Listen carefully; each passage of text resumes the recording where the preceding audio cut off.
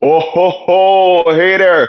Welcome to the Ope-Eh Three-Way Pro Wrestling Podcast on this episode 21 and the last episode of 2024. Oh Lord, I just woke up from a nice little nap, ski boys. I don't know how y'all are feeling. We're calling I'm this feeling episode all right. 21. You got 21? Yeah, this is I got it 21. at The other was 22. 20.2 or 20.x. This one can be 21. It's fine. Even though we know it's not actually 21, but we got to keep the continuity here. So I just want to know it's 21 so I can have me a drink. That's all I'm asking. Heyo! Heyo. As per tradition. yep. All right. Boys, Sorry, you go ahead. we are here. No, we are here, boys. We've made it. We Yeah. are at the end of 2024. I prayed for this and it happened. Prayed for the end What of the a year, roller Donnie. coaster. Yeah, of course. Yeah, be done with 2024. Move on to 2025. You know. You're just ready for Canadian Boxing Day, aren't you, guy? Oh my God. Oh, what you got for me there, friend? Oh, what's this? Maple syrup. Hot dog. Anywho. You can find Matt Parker and Trey It's a Stone. direction you can fuck. Trey Parker and Matt Stone, I should say. Yeah. We're just trying to get into the spirit here, Don. Don't blame us there, guy. Yeah, buddy. Shut up, bitch. We're just imitating your Canadian brothers. What's wrong with that? Oof, duh. Anywho. All right. Well, we got us a show to kick off there. Yeah, this week's show. We're going to cover what happened on Saturday night's main event this past Saturday on NBC and Peacock, which was an interesting show. We're going to talk about any other things associated to that came up. I know we had the Netflix kickoff today, and I don't know if you guys watched that, but we can always talk about that a little bit. But we'll cap off our year as well with our top 3 best and worst moments of 2024 in professional wrestling, which should be a fun one. But follow us on socials. Brandon's been doing his Advent calendar thing to our audience. Called Advent Stat. Yeah. Advent dot. Yeah. There. Yeah. That. So check that out. Check out our other content that we're posting. Yeah, but without further ado. What a cue in. All right, boys, we're going back to 1995, before I was even born. Wow. Okay. Medusa, also known as Alundra Blaze, days after being released by the WWF, shows up on WCW Monday Nitro. Famously, she still had the physical championship of the WWF Women's Championship and dropped it in the trash live on air. Jeez. You know what she told to WWF with that moment? Off is a direction you can fuck. Yeah. In a manner of phrasing, yeah. Symbolism associated to it was basically as much. As you know, 2017, she got inducted into the WWE Hall of Fame as Alundra Blaze, and at the end of her speech, she had the trash can. She said, "The belt's back where it belongs." So, interesting. Full circle. 2005, WWE Armageddon takes place from the Dunkin' Donuts Center in Providence, Rhode Island. The main event, The Undertaker defeats Randy Orton in a Hell in a Cell match, ending their 8+ month long feud. Hell yeah. Famously, there is some heat from this match. Cowboy Bob Orton bleeds, as is Randy and The Undertaker. And Cowboy Bob did not disclose the fact that he had hepatitis B, and he bled all over The Undertaker, and The Undertaker was hot, understandably. And Cowboy Bob got himself some walking papers, also understandably. Yeah, it's pretty fucking dumb. Very irresponsible. Lucky Taker didn't find no hot patches on him after that match was over, boy. Yikes. God damn it, Bobby. Yeah, that's so. unnecessarily dangerous, irresponsible, whatever you want to call it. Like, It's wildly irresponsible. It's wildly dangerous. get your And shit together. Like, holy cow. Cowboy Bob I mean, should know better. yeah, I mean, they're both old school guys, and like, there was a lot of risk associated with how they did shit. But you think, like, especially with everything that went after Abdullah the Butcher and that whole thing that happened with him, man, like, I don't know. It's like you said, boys, it was just it was a step too far. Yeah. Well, this next one, Donnie won't care about, but I know Brandon will because we're talking about Ring of Honor. Oh, God. Final Battle 2010 takes place from the Manhattan Center in New York City. Roderick Strong defeats Davey Richards to win the Ring of Honor World Championship. However, that wasn't the main event, boys. In the main event, Oh no, El Generico defeats Kevin Steen in a fight without honor, which, yeah, it's a hardcore match. oh yeah, that's the real main event. That gets an air horn. The loss meant Steen was banished from Ring of Honor, and if Generico would have lost, he would have had to unmask. I mean, their feud will go on forever. It'll stop for a little bit, but it'll go on forever. If they're El Generico and Kevin Steen, if they're Kevin Owens and Sami Zayn. Well, I don't think El Generico is Sami Zayn. I think El Generico. I was going to say, what are you inferring there, Come bud? on, man. Even I know El Generico better. was running a orphanage in Mexico, and Sami Zayn was one of the orphans. Do I have that correct? Yes. Get your Canadian lore straight. I have a buddy whose wife is Mexican, and they drove down near like the Tijuana area there, and I'm pretty sure he said he spotted them as they were driving past a lot of the farmlands there. Sammy driving them, with a plowshare or whatever, doing his thing down there. At least that's what he said. I don't know, but I apologize to Sami Zayn. You are not El Generico. El Generico is your adoptive father and caretaker. Yes. But we're going to jump. In any event, we can certainly confirm he's not Canadian, and definitely not Sami Zayn. Well, we don't know that he's his nationality, do we?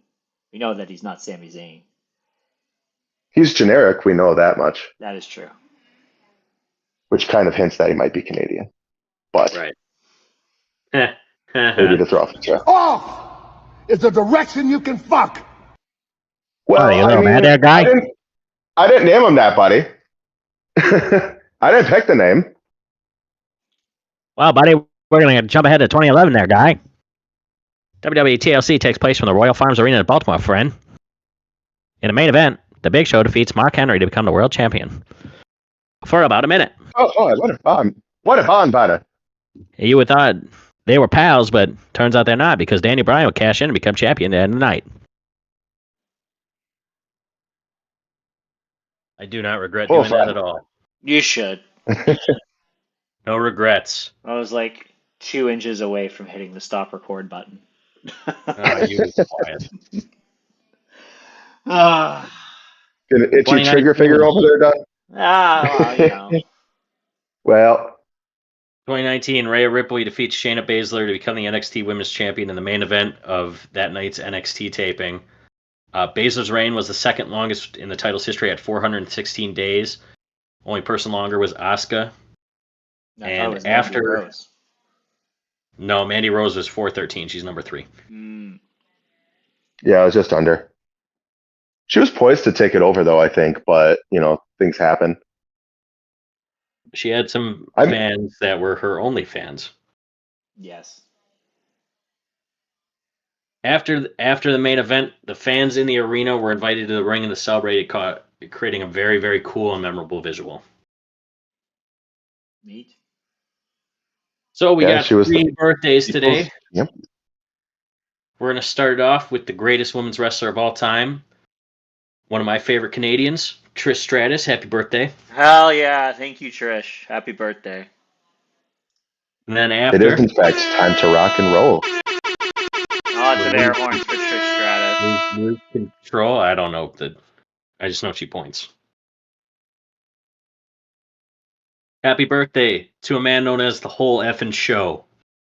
Mr. Monday night, Mr. Thursday night, Mr. Friday night, depending on what show that is.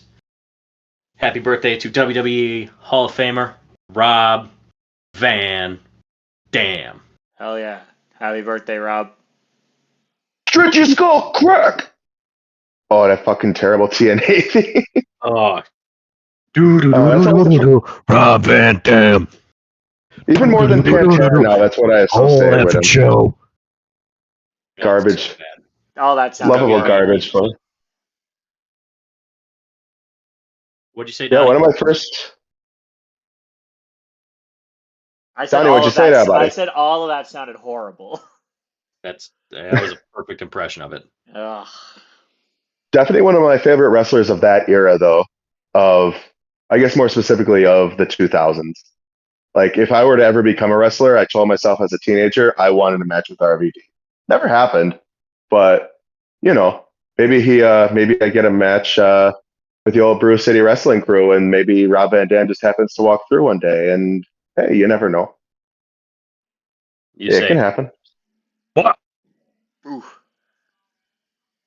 You know, he had two good themes, one bad one, but he Yes. got one other birthday, and that man, he's the GOAT. What?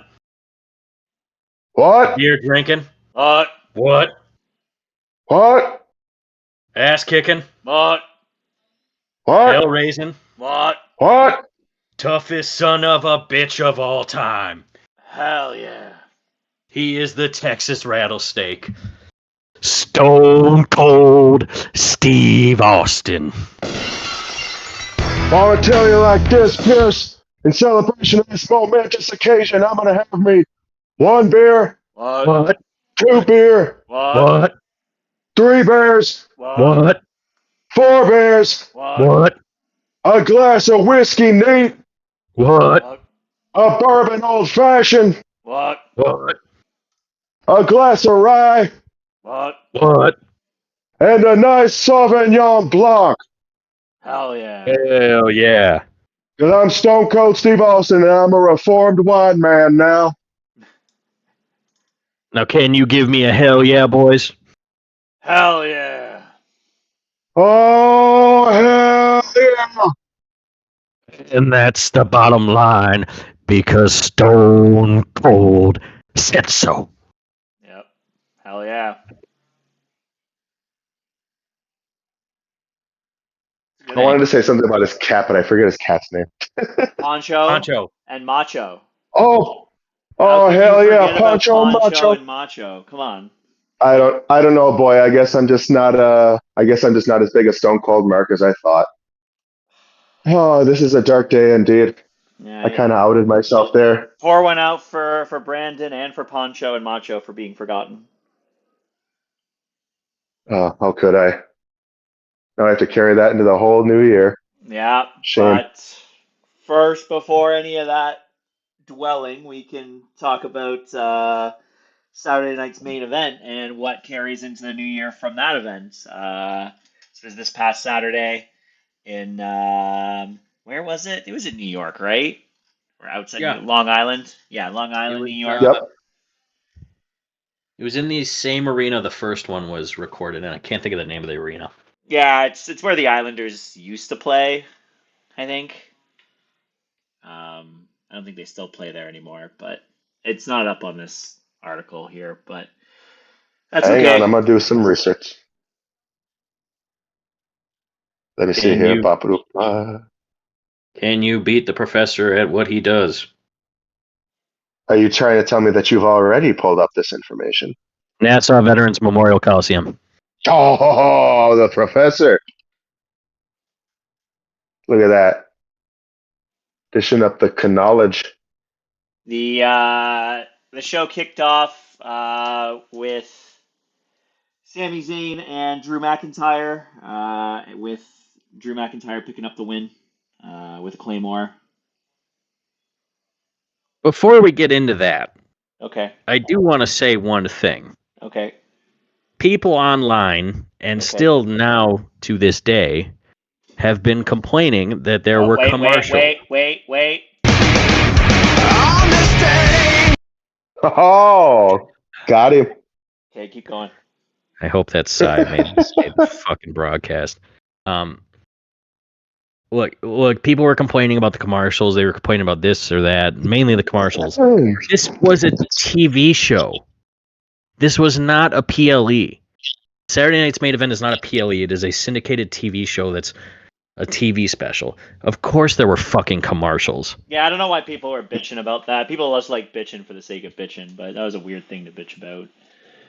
And on NBC, no less, like you think people would understand, like aside from it being like on syndicated TV, it's on the biggest TV station. Like they're going to do right by their sponsors, you know? Yep. And don't forget, it was streaming live on the cock. Sure was. Yep. Why don't you believe it? You better believe I know me that. Shout out Pat McAfee. And speaking of Pat, he was back for this broadcast. It was good to hear from him. He was. Shout out Pat. Yeah, he's very true to form. Very true to form. Hasn't lost a beat. Pat. You know, when he was on SmackDown, when he first started, everybody liked him, and then he left and came back, and now people don't like him. I enjoy Pat's commentary because it's a fan commentating it versus a former wrestler or, you know, a random sports. Well, I know Pat's a sports analyst, but he's a sports analyst that was a wrestling fan. So it's nice to hear. It's different, right? Like, I just think, like, a lot of people, and it's popular to bitch on Pat now. And you know what? There might be some reasons to bitch about Pat. Sure, if you watched the show on Tuesday with Aaron Rodgers, that was an interesting segment that he had. But, like, beyond that, like, he just brings, like, some fresh air to a show that, I mean, before him, had a lot of pretty boring guys sitting in those seats, right? He makes Michael Cole have fun. And even when it was Vince McMahon yelling in Michael Cole's ear, that Michael Cole was having fun with Pat. Yep. That should be said. The last time Michael Cole was having fun in the broadcast booth was maybe Taz. And we had, what was it, 10 plus years of real shit Michael Cole commentary with the vintage. Is it? Can it be? It is. Oh my. Yeah, it's boss time. Yeah. Same 400 things. Hold on. I got one too. The big dog. You could just tell Vince was fucking humming in his pants when that was said. It was great. The one where it was like a behind the scenes or like a botch moment where you could hear Michael Cole talking through his headset at Vince. Like, I think that's stupid. I'm not going to say it. And then you could tell there was probably something in Michael Cole's earpiece going to the effect of, and then he just, oh, okay, my bad, sir. I'm sorry. I'll say the line. There was a CM Punk interview where when they made him do commentary because he wasn't that hurt, which, you know, it's a whole another episode on itself, where he was doing commentary and Vince was yelling in his ear. And he looked at Jerry Lawler and he's like, Jerry, which one of these is to turn down the radio? And Jerry shows him, and he just turns it all the way down and continues to do commentary. And Jerry looks at him like, holy shit, we can do that? Oh, man. Yeah, Michael Cole, for as long a career as Michael Cole's had, it's really good to see him rejuvenated and, you know, really thriving in the commentary position again. And Michael actually showing how much of a fan of the product he is and of pro wrestling in general that he is. He is. That's what's overshadowed for just so long, and it's sad too because you think of how many years and how many special moments could have been so much more embellished and so much more improved by a real Michael Cole commentary, you know. But it's one of those things too, like him being that way for so long, maybe we don't appreciate him as much as what we got now, you know, and it probably gave his career an additional 10, 15 years, you know. So in any case, good on Pat for bringing that out of him. Yeah. And like you said, Pat, you know, he's not a color by number kind of guy. Like he's very off the cuff with a lot of stuff that he says. And I mean, I feel like in general, when you have that kind of transparency with your commentary and with people giving opinions on stuff, I feel like it only really enhances the product. It only enhances what you're watching. Because if they can't feel for it, then how can they expect you to, you know? Yeah, insincere, that kind of stuff that comes through pretty easily. Like I don't want to kick a guy while he was down, but man, Adnan Virk when he was doing Raw for those couple months before he got rightfully canned, like that was just a guy who had no interest in the product, like just no energy, no nothing, right? And it's like Oh yeah. I don't appreciate listening to that kind of just forced enthusiasm, and I don't think it's forced with Pat at all. I think he like legitimately like if you watch, you can see him in some reactions when he's actually watching the stuff while commentating it, even on Saturday in the post event stuff we'll talk about in a little bit, but you could see him genuinely reacting to what he's watching and Hmm. marking out, right? So. Oh yeah. It's nice to have that energy because it feels genuine, it feels honest, and it a lot of times it just lines up with how we're thinking as fans. I agree with that. Yeah. But back to the show here. First match, yeah, Drew beat Sammy with a Claymore. Wasn't the squash I was thinking it was going to be, but No, it was the result was about the same. right guy won. Kicked his Yep. head in the stands. Sammy took the pin. Drew said that's 1 of 4 or 1 of 5 or whatever. He had Let's just he had an interesting exchange with Seth Rollins on Raw on Monday. I'm not sure if you guys watched all of Raw or yeah. I mean, he makes a good point. He he wants to take down Roman because Roman's not changed, and all these people are just going back to the same Roman. Yep. And then, Seth brushed him off for his reasons, because he still feels like he's friends with Sammy and with Jay. But then there was a spot where it looked like Drew was going to attack Seth until Sammy came in and attacked Drew, blindsiding him. So it looks like that feud is not done yet, even though it was, after the results of this match on Saturday. So expect to see more Drew versus OG Bloodline as we go into the Rumble. I'm probably going to have some spot associated in the Rumble where maybe Jay takes out Drew in the Rumble or something along I those lines. I think Drew's going to attack Roman in that tribal combat match. Might, might. I guess we'll have Well, to and talk that's about that too once we. That's another thing we want to talk about the show, previewing that. But I mean, it's interesting too for that fact. On that note, since I think they brought up on commentary where they're like, well, technically Roman and Drew had themselves a match, but it really wasn't Roman who screwed Drew out of the championship necessarily. It was Solo Sikoa. So they're like, why isn't more anger directed towards Solo and his bloodline? But right, like I mean, I would be kind of I would be kind of perplexed if he went to try to go out there and attack either. If he didn't attack both men, I feel like it would be off. If he just attacked Roman, it'd be a little weird because even though Roman was the head at that time, right, Solo was kind of the instrument that brought that match to where it ended up, you know? So, I mean, acting to favor either man really would be kind of odd if Drew were to get involved in that. mm. But uh, so we'll see where that ends up panning out. Still, I think there's definitely still a lot more to go there. Um, Next up was Liv Morgan successfully defending her Women's World Championship by defeating Io Sky. This was a good match. A little bit surprised that Liv Morgan won clean, but definitely a welcome surprise, I think. Even though she got her nose smashed by Io near the tail end of that match with a knee right to the nose, busted her nose open pretty good. It didn't look like it broke it because she was out for the last couple days on Raw and again today without a mask on or any sort of damage there. But Right. what do you guys think of the match?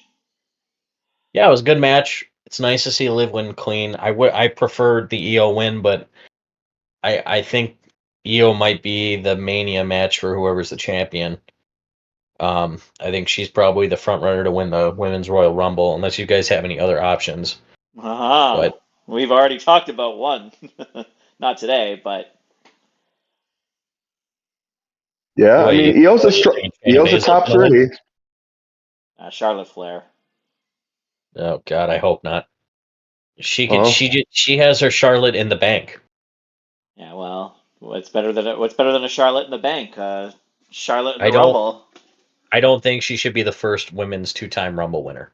Well, we'll see. She has enough fucking accolades. I mean, her resume is going to be not like it's not ultra stacked already, but if they're going to give her any sort of accolade, apart from championships, they're going to give them to her.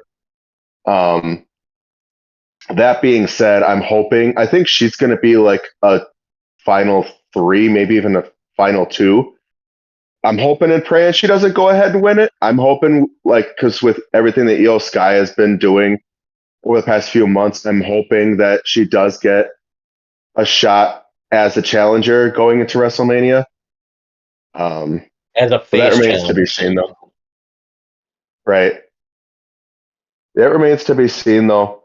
There's a lot that can happen. I mean, you got, NXT. You've got, potential stuff happening with Rox. I mean, there's a lot of stuff that could happen.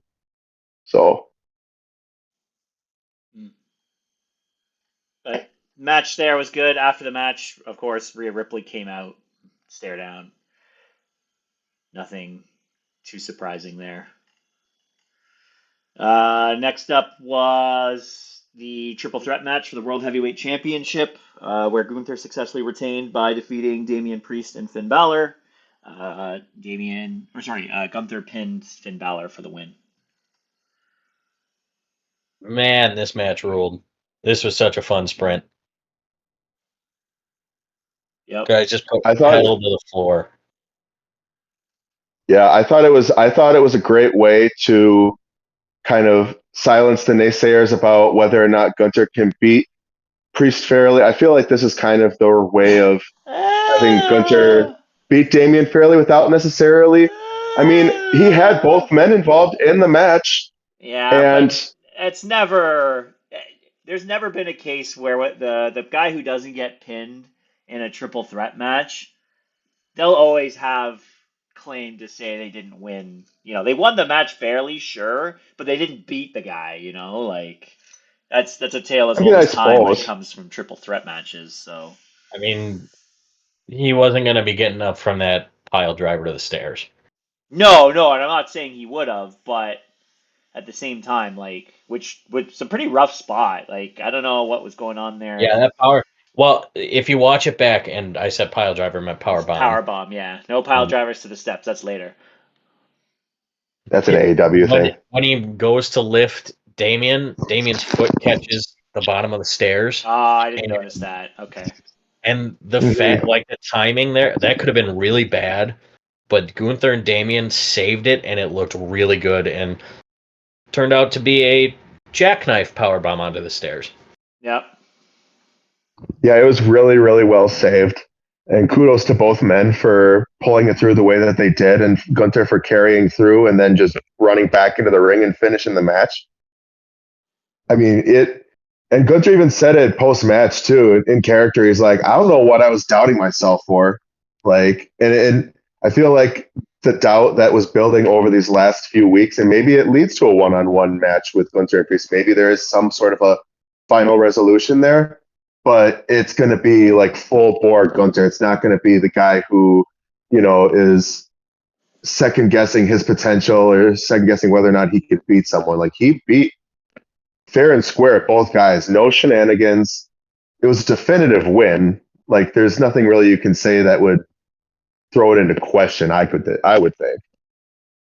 And all guys got their spots to look good. There were moments where any of the men could have won that razor's edge into the coup de grace.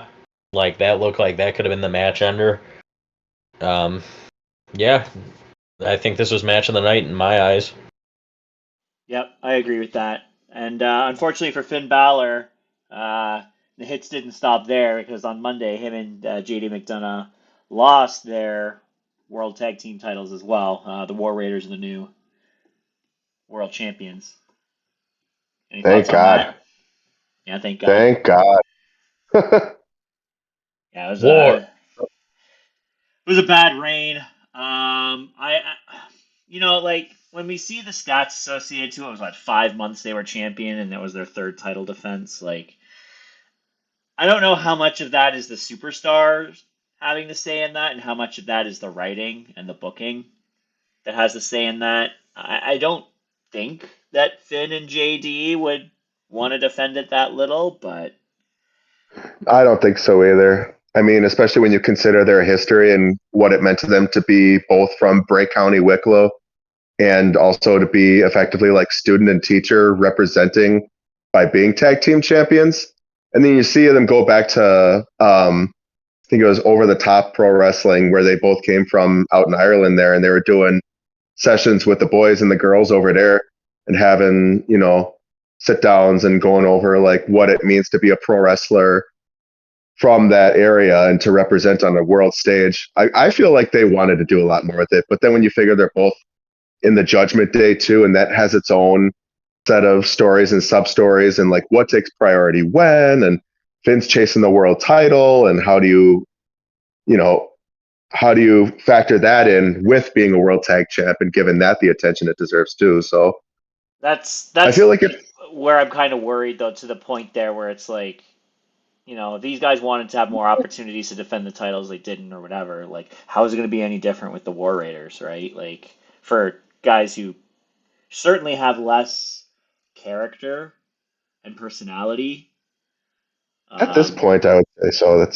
But War Raiders have been a very understated tag team for a long time. They've been great as long as I can remember. Like when I first saw them paired up in Ring of Honor years ago, and then they started doing work, like you knew they were going to be huge, and they lived up to a lot of their potential in Japan and Ring of Honor. Haven't done as much in WWE, in NXT, yeah, but not as much. They've been champs before on the main roster, but you never really got the sense that they've like lived up to their moniker or to that aura that they initially were meaning to give off, right? So I'm hoping with this reign, it's gonna. When they were called up, they got their name changed twice. In a vain attempt to give them personality too, ironically enough. And it did not work. Let them be No, destroyers. That's all they need. They were Raiders. Well, they were an experience first, but Yeah, they were an experience, and then they were Raiders again, and then they had horns on their heads. They had long ships. The Viking phase ended. The cool Viking shit ended like 5-10 years ago, though. So I mean, yeah, Vince McMahon, he was on the pulse of modern society, obviously.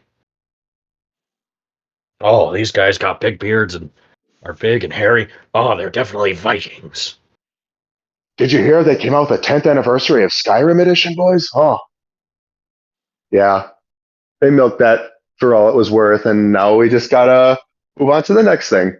In any case, I'm glad they're tag team champions, and I feel like this reign with them, contrary to what we had with Finn and JD, I'm thinking and hoping, and especially since they're kind of Triple H boys too, I'm thinking and hoping that this is a shot in the arm for the tag division on Raw, especially going into the Netflix era. I'll need to be convinced because I don't know. There's not a whole lot of options there for them, and even the options that are there, they're kind of tied up in their own feuds for the most part. So, Currently, yeah. We'll wait and we see. got that transfer window, though. We got the transfer window. And for now, AOP is still on Raw, and if they ain't going to do shit with them, well, they're still feuding stuff with the Wyatts, and then seemingly American Made is going back to feud with the Alpha Academy, so. I mean, you could throw in the War Raiders whenever and just. At some point, hopefully, something bubbles up to the top. and we actually start seeing contendership for championships again in the tag division. Yeah, I would expect Kofi and Xavier to get a title match probably somewhat soon. Strike while the iron's hot. Yeah, that's a fair assessment. Yeah. We'll see. I'm hoping for good things on the tag division. Next up, we had the finals in the Women's United States Championship, the inaugural tournament to grant the first holder for that. And that was between Michin and Chelsea Green. And Chelsea Green is the first ever Women's United States Champion. She won by doing a top rope flip into an Unpretty Her for the win, which looked pretty impressive. There's a good creative finish there. Donnie, can you just say who won this match one more time? Do I need to say it in the ring announcer way? Just in general. Okay, well, Chelsea Green. I prayed for this and it happened. Yeah, of course, you're praying for that Canadian content. Well, I got love for the Canadians, even if I poke the bear sometimes with the South Park Canadian boys. Hold on, I need to get this up. I need to get this up for.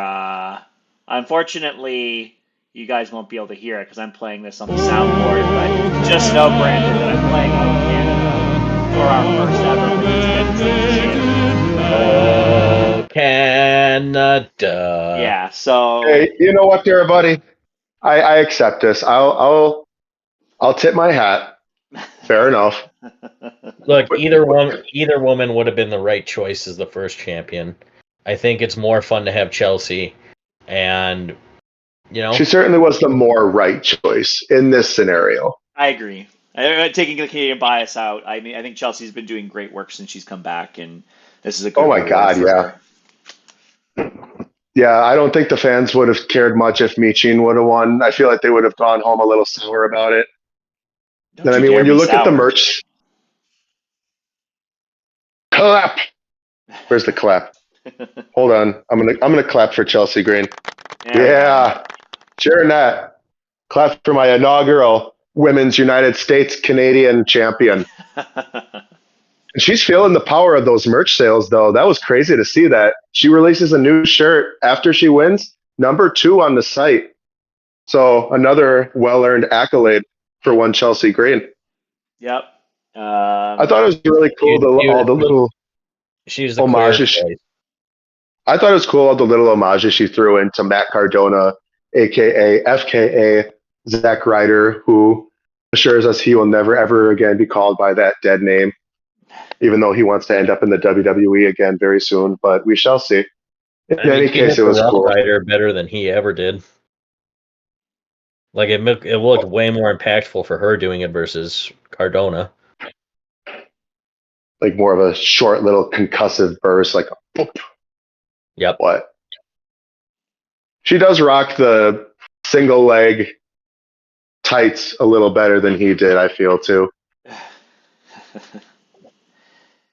I actually popped for that when he first wore those back in like 09 or 08. I'd never seen that before. I'm like, oh, it's different. I like this guy.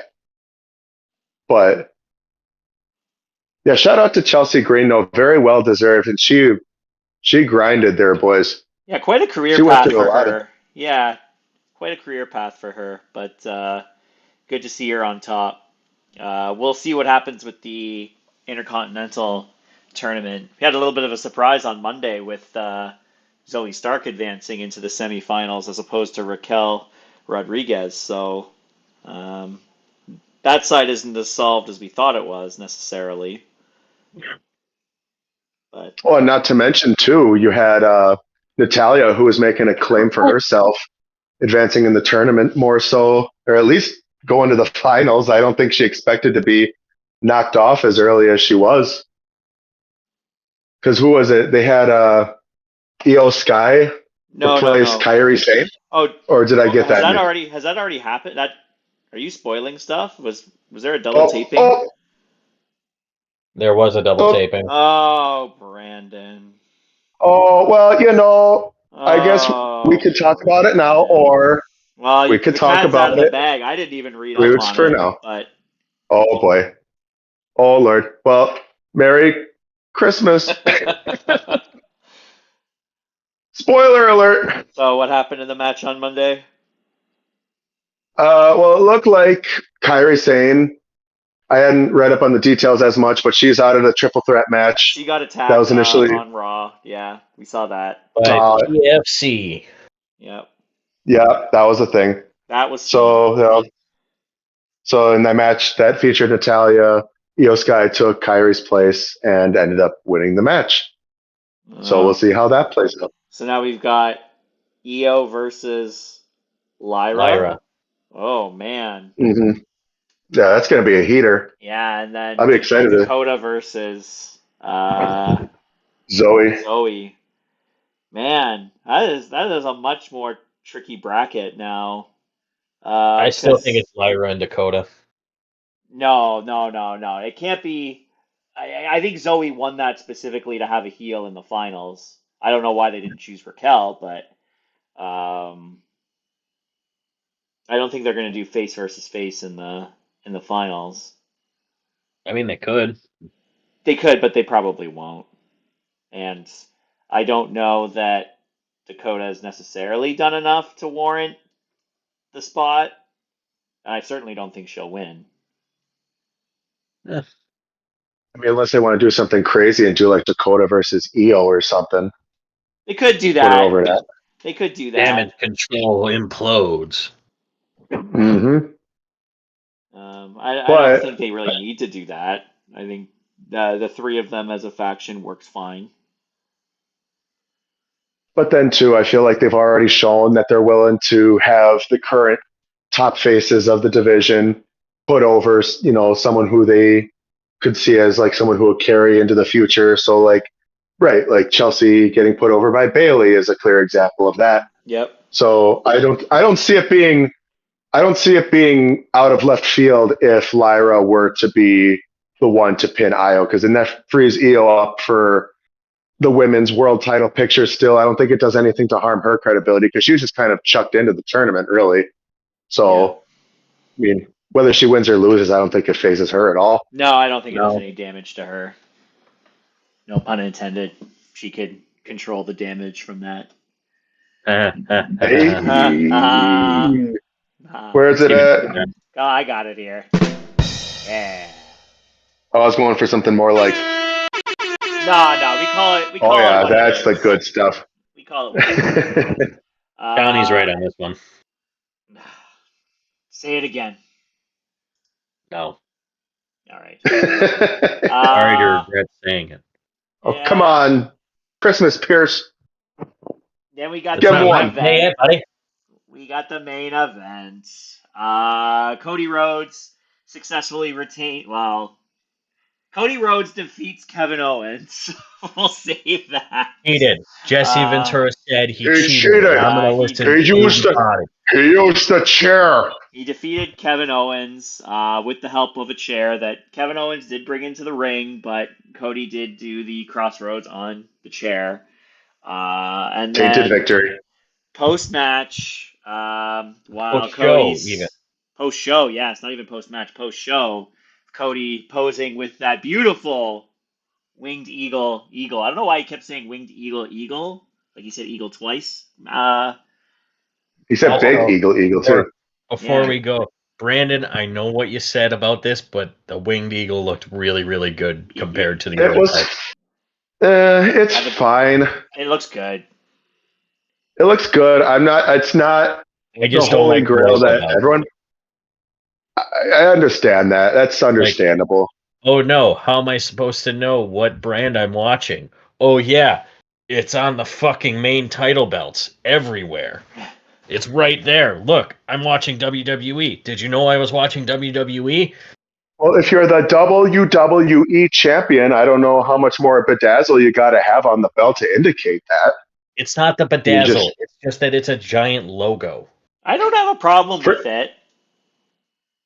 Wow. It's just not the WWE championship. Yeah, I mean, AEW has a giant fucking AEW in the middle of their belt. Like, Yeah, compared see? to WWE, it's very small. The other things about the belt are what draw you in. Then you could be like, oh, it's also it says AEW. Cool. Nah, I don't think that's true. I think the first thing you see Nah. with that But belt look is at big compared to the AEW. WWE Championship, it's a unique belt. That's all I'm saying.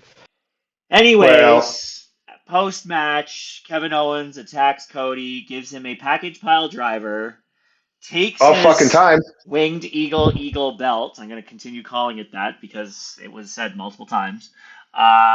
Then comes back into the ring while Cody's being strapped to a board, stands on Cody, posing with the winged eagle belt, then leaves, gets into a shoving match with Triple H by the entrance ramp, continues posing with the winged eagle title, and then leaves.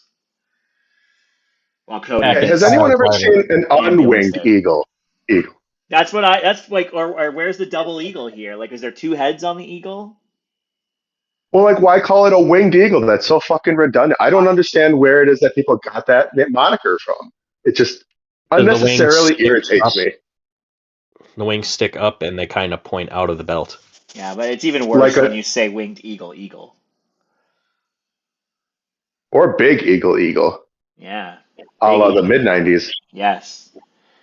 Which was the superior eagle belt, in my opinion. But Kill Steen, kill. Thoughts on the match? Kill Steen, kill. His name is Kevin Owens. Kill Owens, kill. Thank you. Whatever you want to say, doesn't matter. We have Kevin Steen in the WWE now, not Kevin Owens. That was a package pile driver. Kevin probably should have won. I don't care. We got to see a package pile driver.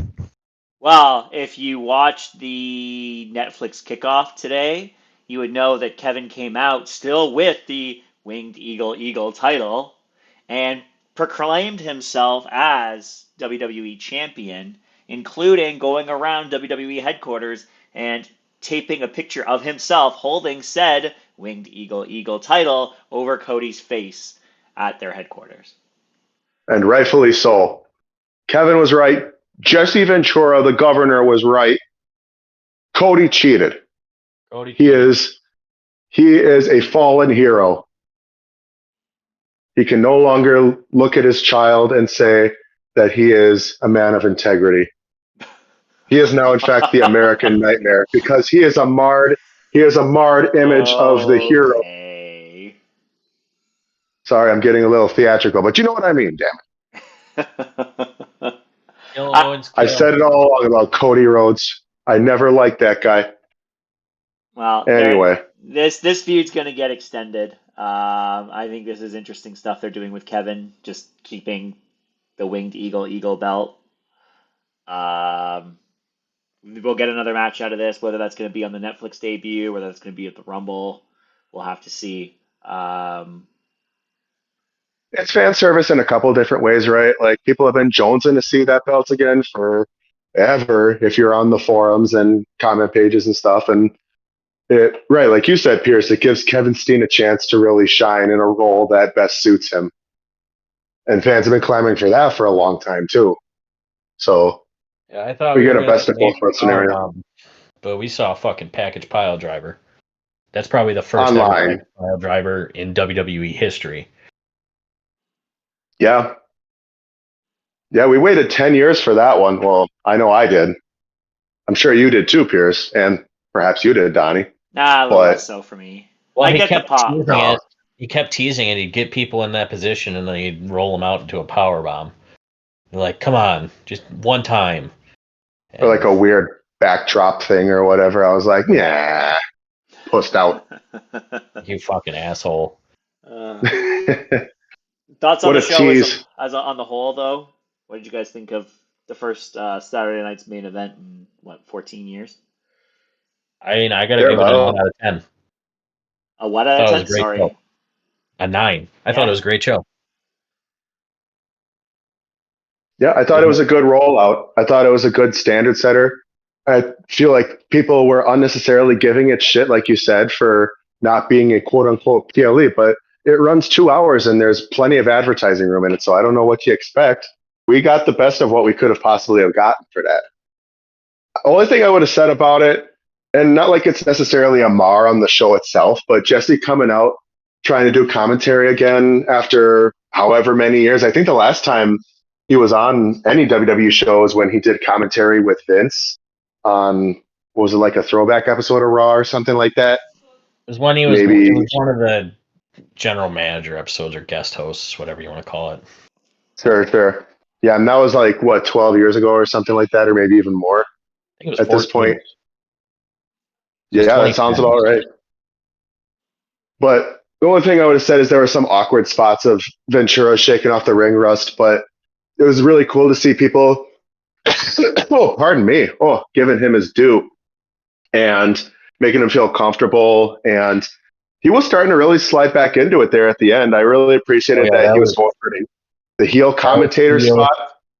Heel Jesse Ventura talking shit. I mean, I liked when he was like, when Pat's like, "Oh, you got a nice snake coat," and he's like, "It was made out of a snake named Damien. I stole him and killed him from Jake the Snake." It's like, this is the greatest thing I've ever heard in my fucking life. Yeah, Pat had no idea how to respond to that. He was just like, what? Okay. Wonder if that was before or after the Quake burgers got made. Oh. Little throwback reference on that one. Earthquake back in the day sat on the bag with Damien in it, smushed him flat. It was great. But very, very refreshing to actually hear like a character commentator who's not, ham-fisting it or just trying to be that part of the show. Like, and for, again, being out as long as he has been, I don't know how much he's been following the product. I don't think he had been following the product much with Vince in charge, but for a crash course and for as long as he's been off the booth, like, I feel like he did pretty good there near the end. And I'm excited to see, because he already teased he's going to be back for the second one. Which is the so end of that'll January. Be really cool. Not even that long of a wait until the next one. It'll be right before the Royal Rumble, week before the Rumble, I believe. Yeah. So he'll definitely be more polished by that point, which will be really cool to see.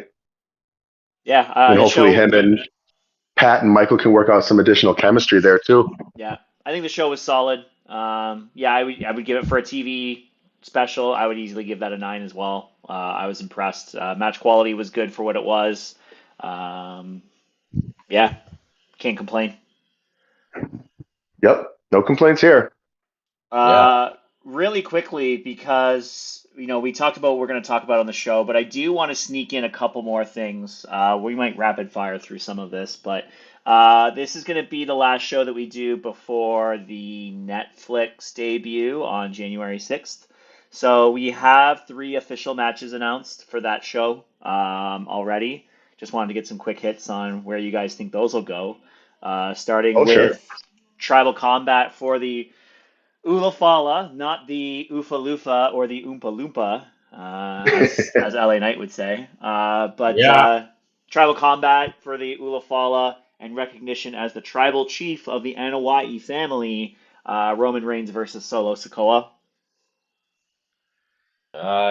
Solo should win, but it's going to be Roman, I feel like. I feel like Solo's going to win. I hope he wins. I wonder what The Rock's got to say about it. My thought is that the Dwayne gets involved. That's a more likely outcome than Drew, I personally think. Yeah, I could see Drew. Go ahead. I mean, I could see Drew like having some beef with Roman going into if Drew happens to stay on Raw. But I mean, I could easily see Rock having a say in this because he's gonna.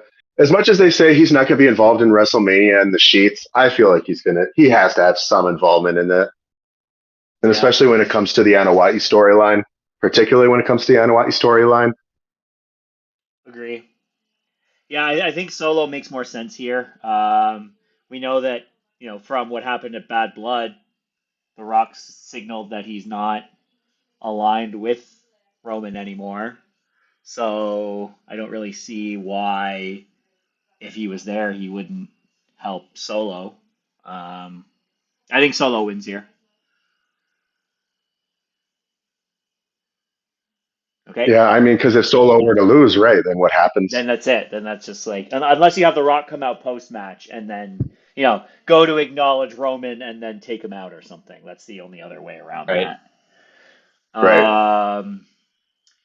Next up is Liv Morgan defending the Women's World Championship against Rhea Ripley, hopefully for the last time. God, fingers crossed. Should be Rhea. Ugh. I think Io wins the Rumble, and then you get Rhea and Io at Mania. I think that makes sense for the Mania match. Brandon? Yeah, my heart says Liv. Like I've said in the last step, I am hoping she can cling to the championship and run with that over to SmackDown and hopefully find some new opportunity there, refresh the scene over there as well. But I mean, with the way feuds tend to go in these situations, and especially I don't see Rhea going anywhere, and that's kind of why I was hoping that they would just, like I said last week, do a full add a ruthless aggression type title swaps where you have the world titles on SmackDown and you have the WWE titles on Raw. But then, that would I don't see Rhea going to There's a SmackDown. solution to this, boys, and the solution to this is your winner and new Women's World Champion will be Tiffany Stratton after she cashes in her Money in the Bank contract. Oh, That- I don't think that's happening. I 100% think it's happening. That is an option. I don't know if it's what they go with, but it is an option. I will say that. I am very strongly thinking that this is the moment because they're going to want to pull out all the stops for the show as we're already seeing with the booking for this. And what better way to be able to transition the World Championship over to SmackDown, which likely is where Gunther will end up as well, as we talked about last week. After today, they said Gunther's staying on Raw. They said that at the premiere. Oh, they did say that. Yeah, because they're teasing fucking Gunther versus Logan Paul. Oh, wow. I mean, he could stay there for that match and then just move him over afterwards, right? Like, never. Well, that changes things a little bit then, I suppose. I didn't realize that they said that. But it's so hard to say. If they're moving both world championships over to SmackDown, I think the easiest way to do that is to have Tiffany cash in. But then what do you do with the Tiffany Nia storyline, though? What does that do for that if they're both champion? Well, I mean, they just split them up. Different champions. They're different champions, not the same champion. They would be on different shows. But they wouldn't be like facing. The tension would be, what do you do with that dynamic though? Because they're probably not going to face each other. Crown Jewel already happened, so we're not going to run that back. I don't see Nia being champion for all that much longer, to be honest with you. One of them, you guys are going to hate it, but one of them is destined to lose to Charlotte Flair, so... Rhea's already lost to Charlotte Flair. That's why it's not going to they're not going to... Yeah, they're not going to run Rhea Charlotte back right away like that. I mean, I could see them running Charlotte and Nia, for the queendom. I could see them running Charlotte and Tiffany as well. That too, yeah. Anyways. But there's a lot that can still happen. And it's so hard to predict this stuff these days. Like they're talking about that there's roster movement that's going to be associated to this result, potentially, that's what makes it like a little bit more tricky. When they're wrestling my jimmies about this too, as a slight tangent, but when you talk about the unpredictability of the current environment, they're like, well, WWE wants CM Punk in a world title match at WrestleMania. But which world title? Who does he face? Who's the champion? On what show? Then there's so many options and so many answers we could give to that, but like with what degree of accuracy? Like it's such a fucking toss-up right now. Yeah.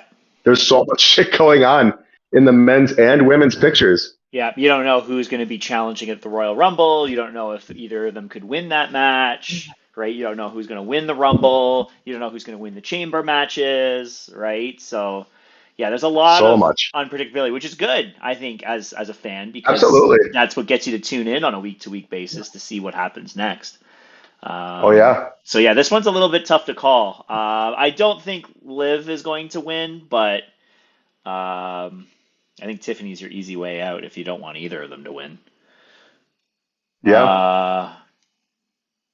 Then I announced main event, we have CM Punk versus Seth freaking Rollins.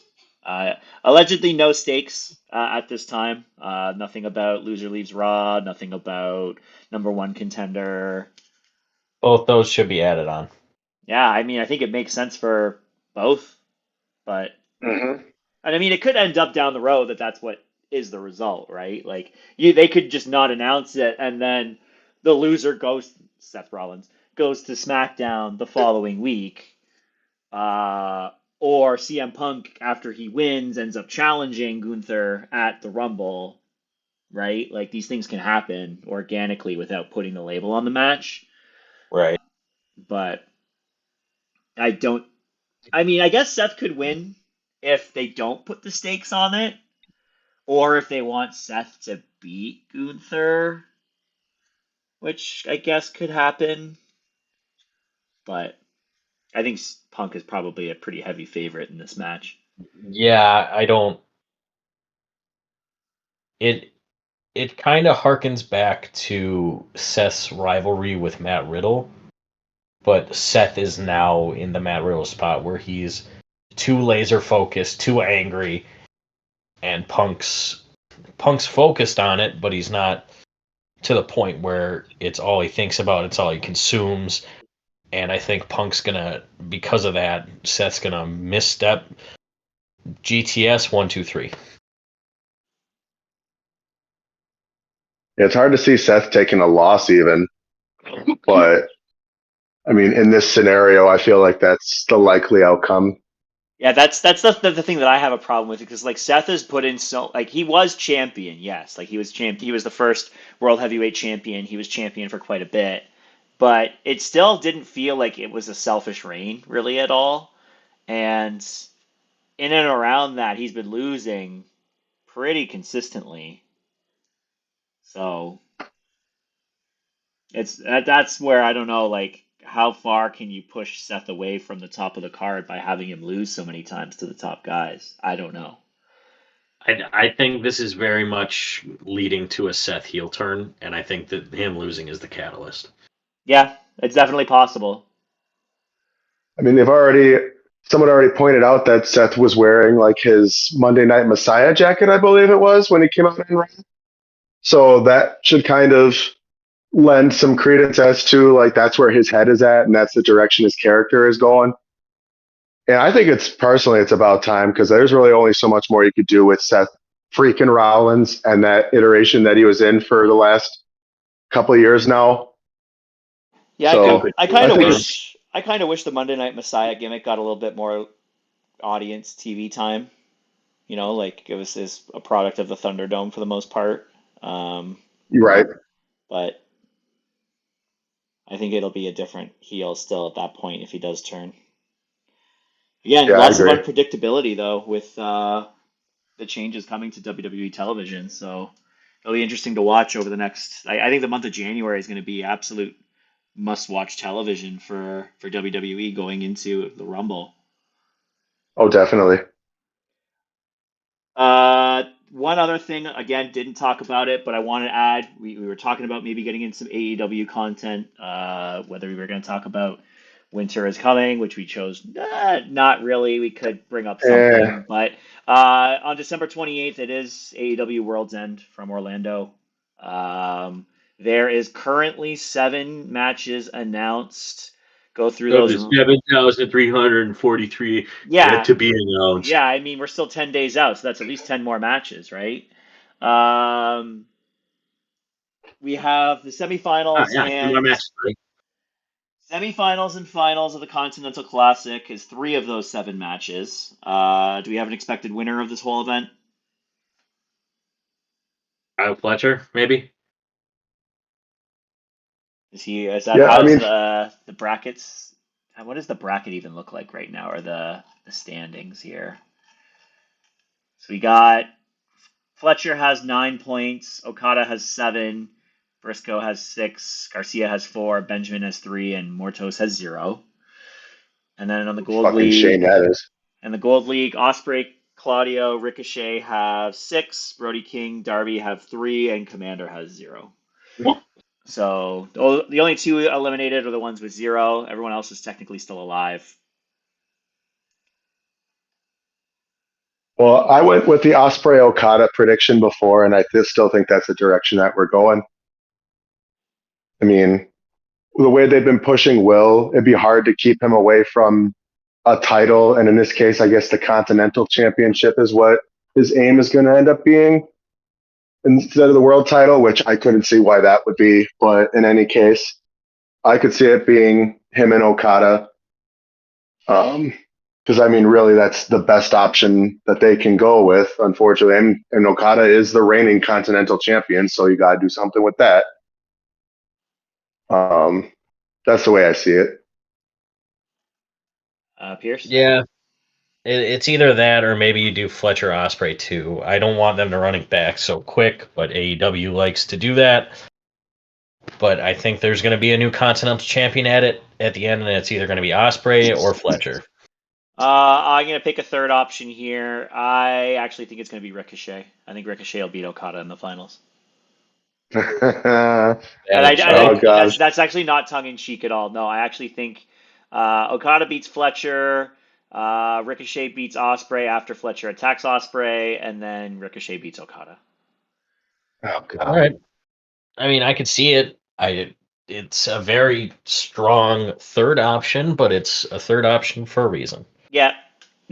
I wanted to be a little bit of a devil's advocate, but I could see that line happening. Or Okada beats Ricochet, and everybody goes home happy. Yeah, I mean that's the dream, but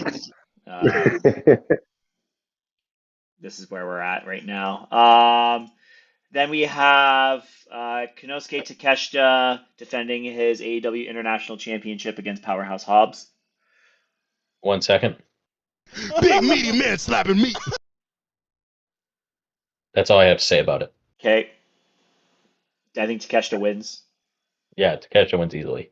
I love Hobbs, but he's not winning the title. I agree. I hope he at least gets a show out of it, though. I don't see why he wouldn't. Just meat. I mean, Takeshita's had some banger matches in his own right, too, when he didn't even necessarily have to. Like, case in point, the Maple Leaf Pro show when he faced... I mean, if he didn't pull a good match out with Josh Alexander, I would have been really, really disappointed. But it's not like... Mike Bailey, too. And yeah, he ran it back. He ran a twofer. And both... Call them a double, eh? Yeah, up there for you Norskis. There for you Leafers. But sorry, go ahead. Were you want to keep No, nothing to add. Takeshita wins. Okay, cool. Then we've got in a Tijuana street fight for the AEW Women's World Championship, Mariah May defends against Thunder Rosa. Welcome back, Thunder Rosa. I think this is going to be a bloody affair, and Mariah wins, and then they continue this storyline with Rockstar, not Time Was Tony Storm with Amnesia. I think this plays out to Revolution, where you see that Tony Storm has just been faking this whole thing, and is still timeless. Like I think this is gonna, even though it's taking a weird turn, I think their story is gonna conclude at Revolution. Okay, yeah, Brian May wins. Yeah, likewise. I mean, I've been saying for the longest that Mariah needs a match apart from Tony Storm that really helps to define this reign, because she's still so tightly linked in with Tony Storm, and unfortunately that's probably going to be the way it is until the reign's over. Hopefully it's not the last one she has. But, I mean, Thunder Rosa, I would say, if her match with Britt Baker was any indication, then putting her in a high-profile spot where she can really just let her rip.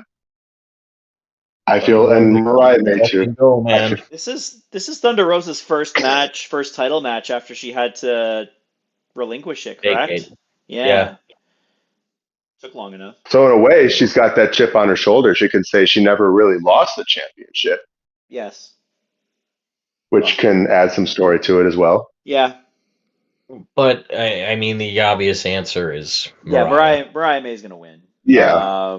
Sure. No doubt there. She's been incredible since she's debuted, and I hope that her and Tony, whenever their next match is the main event of the pay-per-view. They have absolutely deserved it, and they should be the first AEW main event for a pay-per-view. Yeah. Have you met Tony Khan? Look, I know, but Brother, he is not giving a woman's main event to anybody except Mercedes Moné. he doesn't Because deserve he shit. doesn't have the balls to do anything otherwise.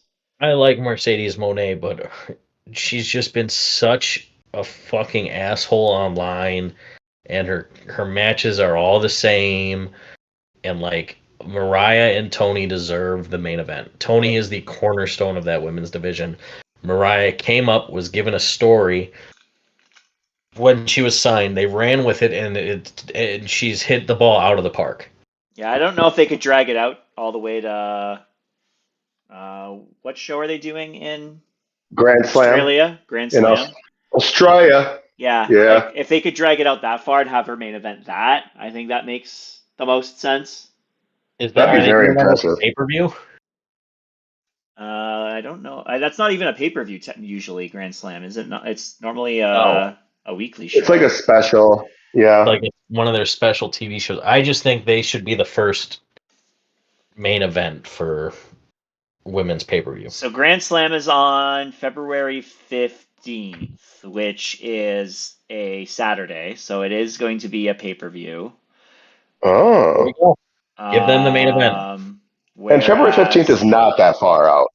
Revolution is. I didn't think Grand Slam was a pay-per-view, so shame on me for that. But No, it's not. It's not. But it normally isn't. But oh no, it's going to be Collision Grand Slam, isn't it? yeah, Revolution's on March 9th, the week after Elimination Chamber. So, which is also a pay-per-view. So yeah, I could see them doing it at Grand Slam as a main event. That's the only way I see it main eventing. Mm-hmm. And it's really the most viable option too, even if we had other stuff in line. Yeah. Because like I think we talked about this, like Pierce, like we're like, who else? What other women in AEW have had a concise and long-lasting storyline? Like the only one was Britt Baker and Thunder Rosa. Even that that was it. wasn't. But even that wasn't a storyline as much as it was. Like, I want to be the very best. Like, you could say what was the name of the faction when Tony Storm was there with Ruby Soho and the Outcasts? Yeah, the Outcasts. Like, there was like some semblance of story in there, kind of. Yeah, but that dissolved pretty quick, though. Yeah, like I don't think they've really had a definitive story, and now I'm trying to think now. I mean, Julia Hart transitioning to House of Black is probably the most character development on the women's roster in AEW history. The most improved women on that roster, without a doubt. Yeah, so yeah, they really do need a blood feud with some story behind it, and this is the way to do it. So, anyways, didn't want to spend too much time on that, but we'll see what happens there outside of Mariah May winning, which should be a foregone conclusion. For the Dynamite Diamond Ring on a pay-per-view, MJF defends against Adam Cole. Whatever gets that fucking match over with, whatever gets this fucking feud over with, just cut it and let's go. How long MJF signed for? Do we know? No, we don't, because Tony Khan doesn't disclose that information. I would assume 5 years. I hope it's not seems for fair. that long. Because in my mind, maybe this is MJF's swan song with AEW. No. I would assume he signed for 5 years. Yeah. Well, I mean, especially if he's got the fucking logo. I mean, granted, it's easy enough to cover something like that up, but when you get the logo tatted on you like that. That was not a real tattoo. There's no way that was a real tattoo. He doesn't even have a single tattoo on his body otherwise, does he? No. Not that I've seen. No, I mean, I haven't inspected him or anything like that, but I don't recall him having a tattoo on him that I've seen, unless it's on his ass. I don't think that was a bootlegged ass tattoo. It didn't look good, so I don't think it was real. I've definitely seen better artwork. But beyond that, for someone with the kind of money he has, he could get a real tattoo artist to do a decent job. But regardless, I can't see him signing a big money long deal that isn't long term. I don't think Tony would allow a short term big money deal that he would be looking for. Right. I mean, just the way this is kind of. I think Adam Cole wins. I do as well. And if MJF doesn't have the ring, what else? Like, you know what I mean? Oh, he goes for his inevitable crack at the main title again. He's got to work his way through, have some garbage feud, probably then feud with Darby when he inevitably wins the title, whenever that is. Maybe he goes back to Danny Garcia. Yeah, I was thinking that too. I'd be fine with that. Their feud was fun. Yeah, Danny needs something that could elevate that championship, and Yeah, it wasn't so long ago that the TNT title was the de facto secondary championship of the company. And then it jumped hands 4,000 times. Yeah, Daniel Garcia losing a bunch of matches in the Continental Classic is not doing him any favors whatsoever. So, nah. They got to get him out of that and give him a legitimate feud where he defends the title that he has. And yeah, MJF would make sense there. So, and then in our main event, Moxley wins. Jon Moxley defends the AEW World Championship in a Fatal 4-Way versus Orange Cassidy, Hangman Adam Page, and Jay White. Moxley wins. OC gets pinned. Jay White and Hangman brawl throughout the arena. Christian Cage finally cashes in and probably fails. Yeah. Yep. Yeah, I see the Death Riders getting involved in that one as well. They'll probably tease it like it's going to be close, but they're not going to pull the plug on the Death Riders project this early. They'll probably even if it's Tony with chainsaws to cut people's limbs off with or something. I mean, that would be they could do an extended write-off for Christian Cage that way, where they actually like murder him. Or Hook comes in and just stops him from winning. Yeah, that could also be too. I mean, sure. I mean, if you have to write Christian off, I guess you could bring him back. You know, provided, of course, the Death Riders are still around and Christian needs some revenge, you know, he could always have some backup coming back. Yeah. He could always come back with him, have some backup in the form of. Yeah. I can see that. That's bound to happen too. It's before they both pull it up. Or Copeland retires for sure. Yeah, they're gonna have. And honestly, too, like when kind of as a slight tangent again, but you talk about the tag division in AEW, like I feel like in addition of Edge and Christian to that would definitely generate a shit ton of intrigue, which they could definitely use. So be a good shot in the arm. That's what I'm thinking. Some adrenaline in the soul, perhaps. Okay. Let's not go that far now.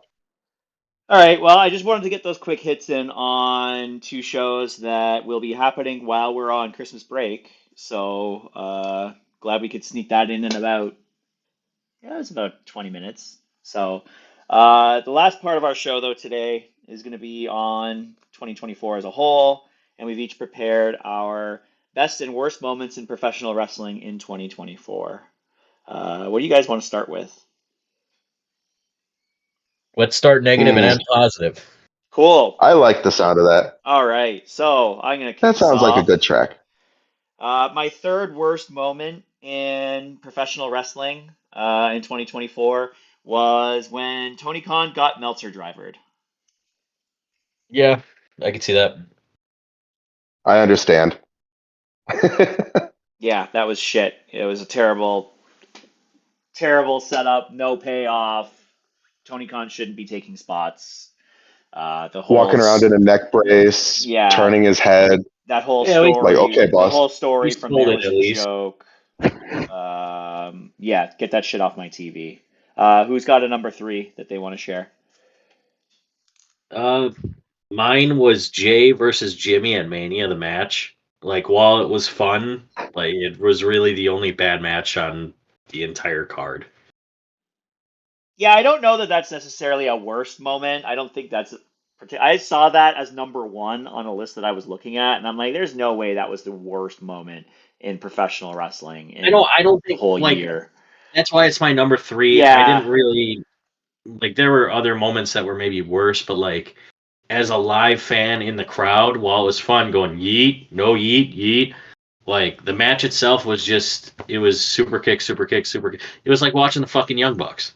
Yeah. I was waiting on something to happen in that match, and it never came. I don't know. It was 8 minutes. The best thing about that match was the pre-match promo, because that promo was genuinely fantastic. It was fantastic. It was superb. I was trying to get a blanket for Marta during that match, so I actually never watched it. And then when I heard it was as bad as it was, I just never watched it. So really, yeah, I've never watched the match, even though I was there. Not to say you're missing anything. Yeah, so I've heard. Excuse me, please. Yeah, it didn't live up to any of the expectations that it had, which is terribly unfortunate because like they wanted that match for so long, and a lot of people I think really wanted that match with the way things had been going through that Bloodline storyline, but it just did not deliver a single thing. I think the dude wipes were more over than Jay and Jimmy were in that match, if I recall correctly. It's definitely possible. Yeah, we got some good dude wipes chance going for that one. Brandon, what's your number 3? I would have to say, in my personal opinion, that it would spin the way that TNA has been handling Joe Hendry. I feel like you have a megastar, a guy who's ready to represent your promotion to whatever end, and a guy who can get over on his own merits. He can go out in the world and he can get himself over. But if you're getting yourself over and you're out wearing TNA shirts and people know who you're with, they're probably going to tune into your product to see what's going to be happening with you. But when you're dragging this thing out, as long as, and I'm praying that 2025 is better, i.e., Joe Hendry has a match with Nick Nemeth for the TNA World Championship at Genesis on the 25th of January. So I'm hoping they figure their shit out and don't just let him float over to WWE like I kind of suspect they're going to do. But I feel like it's just been nonsense the way they've handled his rise in the ranks and his popularity, from losing the championship with JBL shenanigans out of fucking nowhere that never got settled to him pinning Moose in the match at Slammiversary and then taking the fall after that and nothing ever coming of that. And then, you know, like him being in this weird like Thanksgiving gimmick match in the last special they had. I don't know. It's just been all, and I get it. Like it's like with Cody, right? Like you build it and you hope that it, you know, you're able to get a big boom out of it and that everybody's happier and better off for it. But I don't know. Like I said, I'm still crossing my fingers for Genesis. But I mean, if they still can't figure out Joe Hendry by this fucking point, then they honestly deserve to lose him. The TNA's been making some really questionable calls as of late too. Not to say I'm entirely surprised, but I raised an eyebrow to that, and I'm hopeful, but I'm fearful at the same time. All right. So, my number 2 is the Monday Night Raw after the Royal Rumble, where Cody Rhodes gives up his main event match against Roman Reigns to The Rock. That was the SmackDown after the Rumble. Oh, sorry, excuse me. My point stands. Yeah. If there wasn't a pivot, we could have seen a really fucking weird Mania. And even with the pivot, I think it was still a very weird pivot with a lot of plot holes, which, you know, normally is fine for wrestling, but yeah. Cody winning the Rumble, the point, and then being like, you know what? Nah, Dwayne can have it. Nah, fuck me. Fuck me with that shit. I don't want that. Like, get it out of here. That was the worst moment that I had for WWE in 2024. Mine is not actually humbling Roman. Okay. This whole thing with, Roman needed a win at Survivor Series. He didn't. There was no moment where Roman truly turned babyface. He is a heel parading around as a babyface, getting babyface reactions. He is still the tribal douchebag. We are still yet to see the tribal apology. While I am interested in the bloodline and Roman as a character, he needs to lose this match on January 6th. Otherwise, what's the point? Yeah, I think that's fair. I think you're absolutely right too, and I share your sentiment on that 100%. I'd say, and I've been coming up with a lot of like non WWE. I'd say the second worst thing in wrestling has probably been this MJF Adam Cole Devil storyline and the way it's been handled ever since MJF came back. And well, the weird thing is how they brought it about to begin with, and then Adam Cole's the devil, and then Adam Cole, I believe, gets hurt, and then He was hurt before he revealed as the devil, which was in 2023. Mm-hmm. But then it carries over, and then MJF comes back, beats the shit out of Adam Cole, rightfully so, and then you think maybe that squashes it, right? And then here comes Adam Cole sometime later as a face up against a heel MJF, and we're supposed to believe that like this is the continuity of things, and we're just supposed to accept that now Adam Cole is the good guy in spite of the fact that he was the one who betrayed MJF's trust, and he was the one who did all these things for his own selfish gains. But no, I was just doing it because MJF was really a jackass. He didn't want you guys to see it. Da, da, da. So, like I said, they're finally figuring this whole shit out. It was a big mar. It was a big example of how Tony Khan desperately needs to spend the fucking load of money that he has or claims to have on writers who... He has that money. Oh, he has a fucking lot of money. He said so.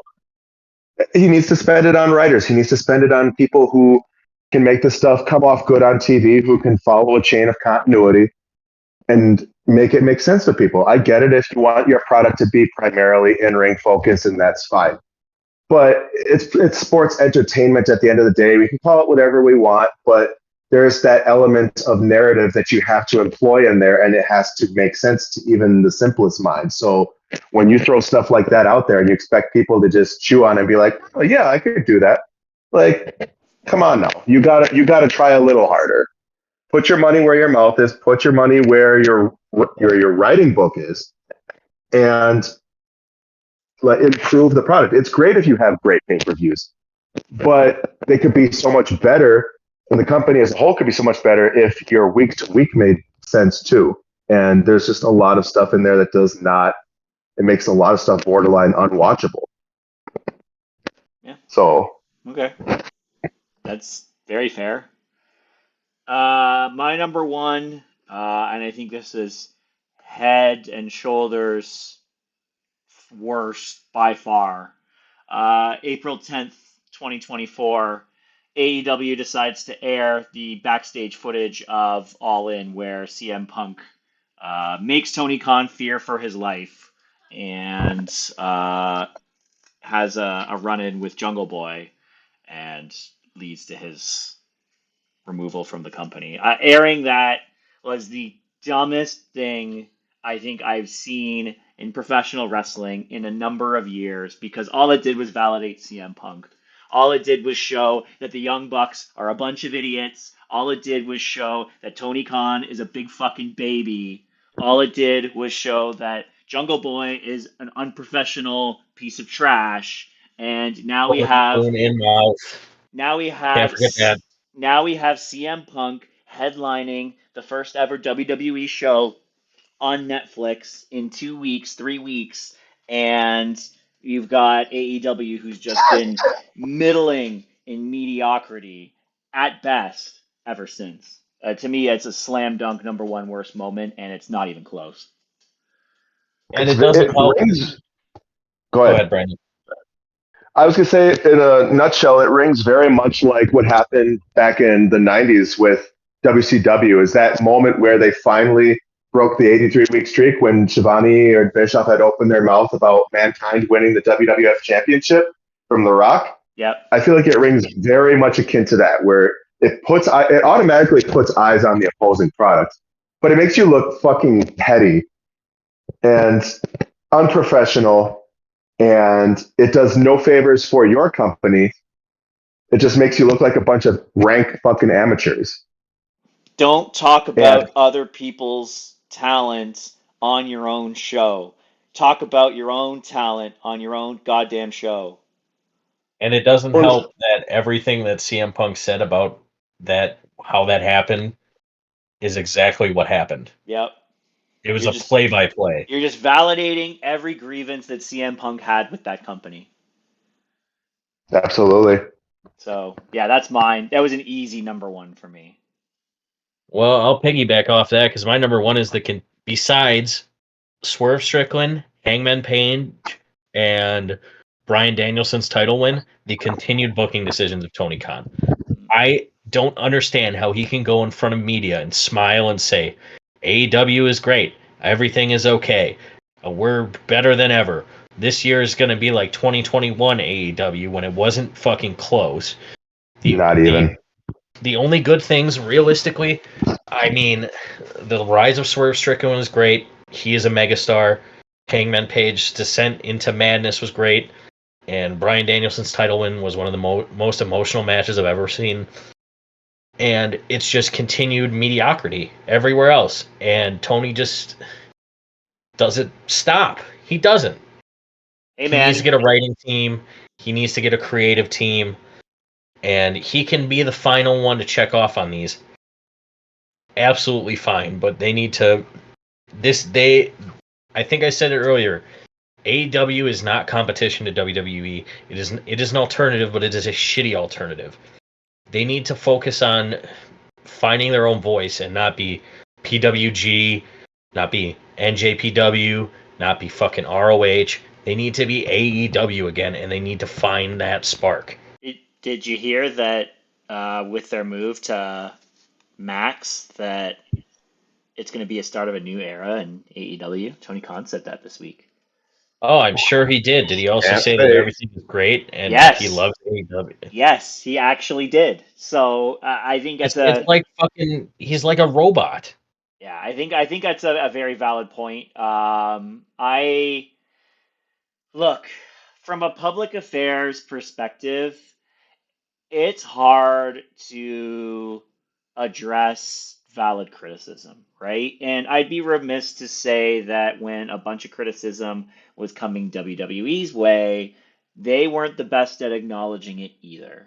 Okay? So I want to just like from a business perspective, you can't just feed into the pessimism. So there's that piece to it. I mean, I can't believe I'm defending Tony Khan over this, but like I do want to kind of put that out there that you can't just leverage and lean into the whole sky is falling thing because then, you know, your sponsors are going to believe that the sky is falling. Your partners at Discovery are going to believe that it's, you know, Time Warner Discovery, whatever the hell they call that operation that's probably supposed to be bankrupt by now. You know, like you can't do that.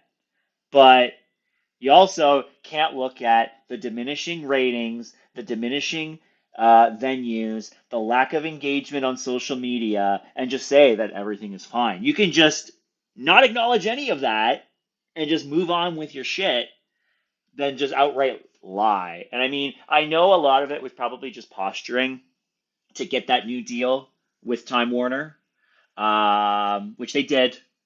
But I'm very curious what the next deal is going to be if AEW keeps going the way they're going.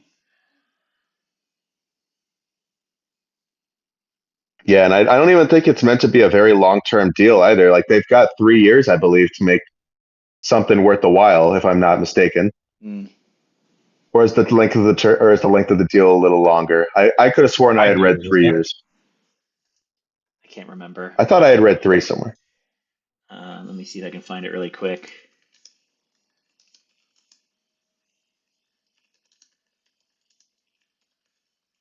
Be curious to see if we get Ring of Honor in that deal too. Forbes says multi-year deal. Warner Brothers Discovery says multi-year deal. Deals valued at $555 over 3 years. That's what Ringside News is saying. So okay, yeah. So they're kind of giving them the play, and then if they can make it worth their stay, then they'll maybe throw them another. Which is going to be real tough if you're comparing yourself to a WWE product moving on to Netflix. Oh yeah, massively. Yeah. Well, Anyways, he's definitely gonna have to crank something out. good choice there, Pierce. Thank you. Brandon? Yeah, I would say, and it's got nothing to do with kayfabe or storyline. I think the worst thing to happen this year, and it was a foregone thing, and you can argue whether or not it was horrible or good for the business. But I feel like the announcement of the lawsuits, the Janelle Grant drama against Vincent McMahon, and then him being ousted from the company entirely, and all the drama that's followed that, the aftermath and the reverberation, could have been absolutely fucking nightmarish for pro wrestling as a whole, never mind just the WWE. When you factor in all the people that could have been potentially involved with that, the constant asking in the pressers, and you guys have seen it too. Well, can you comment on anything regarding the Janelle Grant lawsuit? Can you say anything about this, that? And, Triple H being a consummate professional through all of that, being like, there's nothing I can speak to that you probably haven't already heard. I'm waiting for stuff to play out as it will in, the litigation and all that. There's nothing I can say.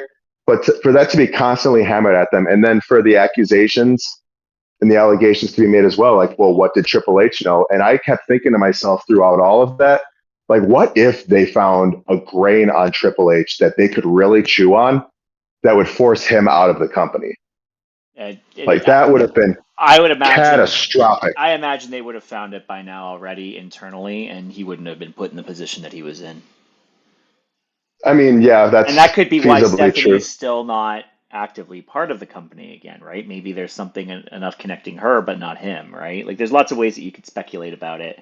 I'm tired of hearing about it in relation to the active product. I'm tired of hearing it. Like, just yesterday, I saw a quote from Kurt Angle that was blown out of proportion about his thoughts on how Vince McMahon is going to end up in hell. And Kurt outright just clarified himself. He's like, I didn't say that as the full quote. That was a joke. Like, these fucking dirt sheet people just latch onto this, whatever dirt they can dig up at any opportunity they can, because it riles up the fucking tribalism in professional wrestling. And I want to see some good products. I want to see some good shows. And that goes for AEW too. I want to see some good shows. I'm not getting them, but I want to see some good content, you know?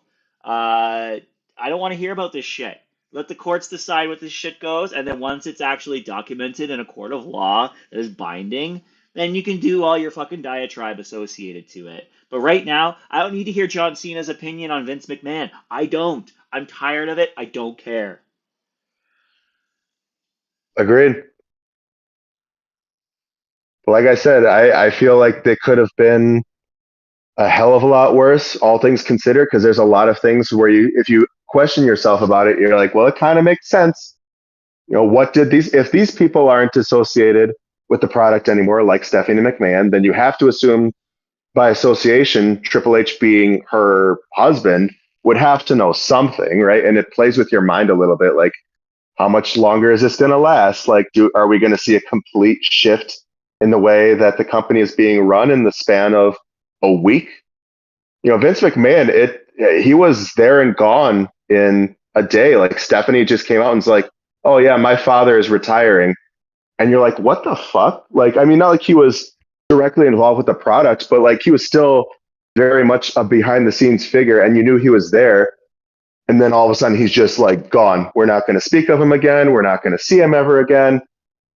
And I mean, in this case, it shifted things much for the better, as has been evidenced by live show turnouts, as has been evidenced by the increase in production value and ticket prices, unfortunately. But you can imagine how much different and potentially how much worse things would be if they happen to link Triple H to something where it would force his hand and cause him to step down. Luckily, that hasn't happened yet. Hopefully it doesn't. Hopefully this is all just Vince's boogeyman in his closet. But again, let the court of law expose that stuff. I don't want fucking Brandon Thurston talking about it every fucking week. Yeah, we can do without that. Please and thank you. Yeah. All right, so let's switch into the best moments. I was trying to stick with moments throughout this rather than like whole things, but In this case, my Fair. number 3 is not a moment as much as it's, I guess I'm going to say a brand in this case. I'm going to say NXT.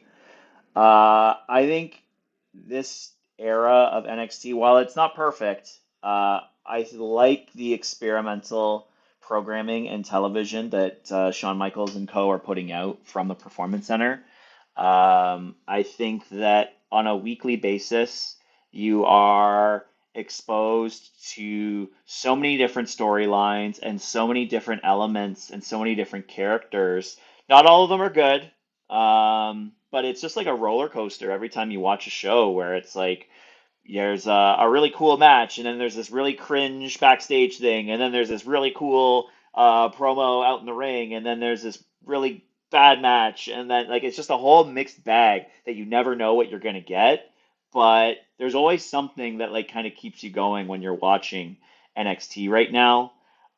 When they made that switch to 2.0, it kind of fell flat a little bit at the beginning, and a lot of people were like, well, this isn't black and gold, therefore it is shit.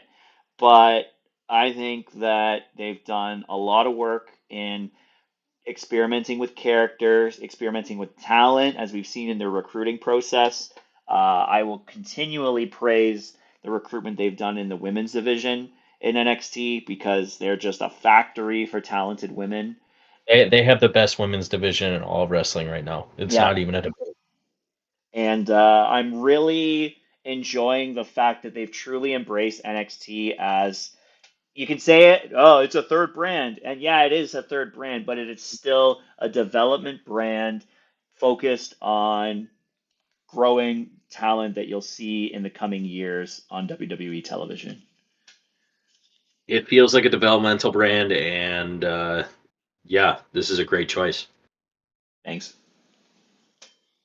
Yeah, interesting to see that they're slapping the WWE brands. I've noticed that on Deadline too, and on the hashtags they were calling it WWE Deadline, and I'm like, why aren't they calling this NXT Deadline? It's NXT, it's the NXT show, right? And they've kind of been, separated in brand in that regard. But now it looks like they're, I guess, trying to fold it in with WWE, kind of teasing that third brand moniker again. I'm okay with Even it though, being again, a third brand as long as we're very clear that it's a development brand and we're not going to have a whole host of veterans on there. Like, No, the occasional veteran appearance is nice, but it doesn't need to be constant.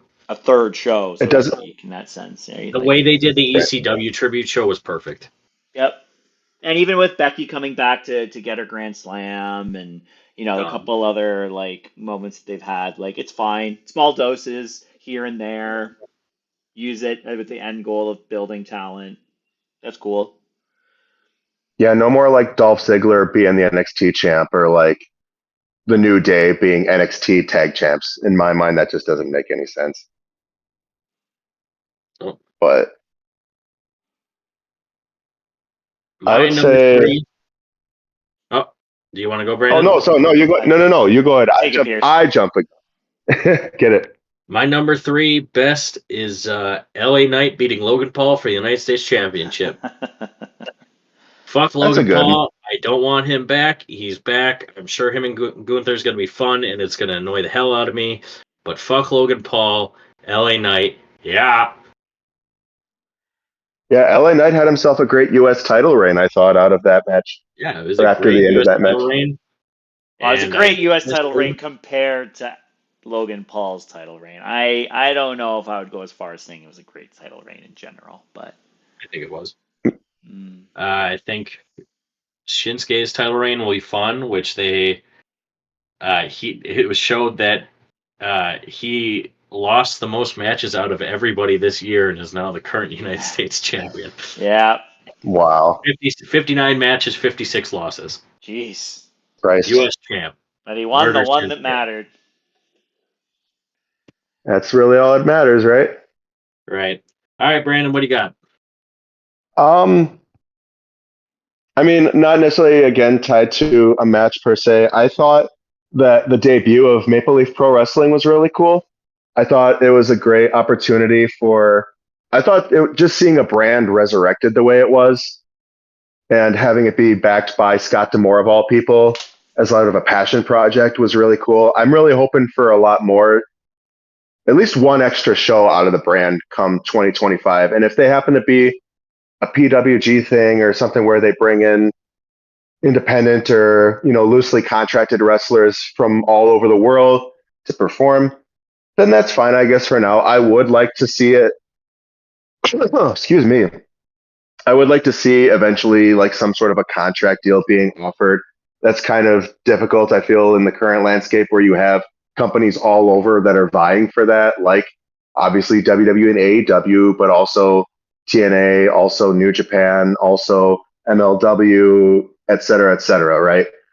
But I feel it was cool just to see a new promotion rise out of the ashes and for it to be so, proud of its roots. And, I think it's cool for you, Don. I don't know how you feel about it personally, but like, I think it's cool that we have these national brands like New Japan, like CMLL, and with as much distinct wrestling pedigree and caliber that comes out of Canada. I'm cool. It's cool to see that they have a company coming forth that hopefully can, bring some new eyes to like local Canadian talent or to people that otherwise wouldn't get as much exposure on other brands. Or even to see some inter-promotional warfare like you had with Konosuke Takeshita and like Bailey and Alexander, right? So I feel like, and then to get Mauro Ranallo and Don Callis behind a booth together was really something cool to hear too. So I feel like that was one of the better highlights of 2024, in my opinion. Yeah, You may have your own take on I it, get where you're Peter. coming from. I guess I'm a bit skeptical because they had the one show and there's literally been nothing since, and that was 2 months ago. Yeah, right. So I'm not, but it's nice to know that there's seemingly potentially a bigger promotion, not bigger, but like a promotion with some star power associated to it in my area ish. But until they announce anything else, it kind of just seemed like a one and done. Like there's been no talk of another show. There's been no further promotion of anything related to that entity since Yeah, the middle of October. the most they did, I think, was add the "Rooted in Excellence" tagline to the promotion's branding. But beyond that, I haven't heard or seen a single thing Yeah, I just went on on their social social media. media, Yeah, in there's the been sheets. nothing. So Which, I'd like to see a little bit of consistency before I would get on that bandwagon personally. But yeah, yeah, I get where you're coming from on that still.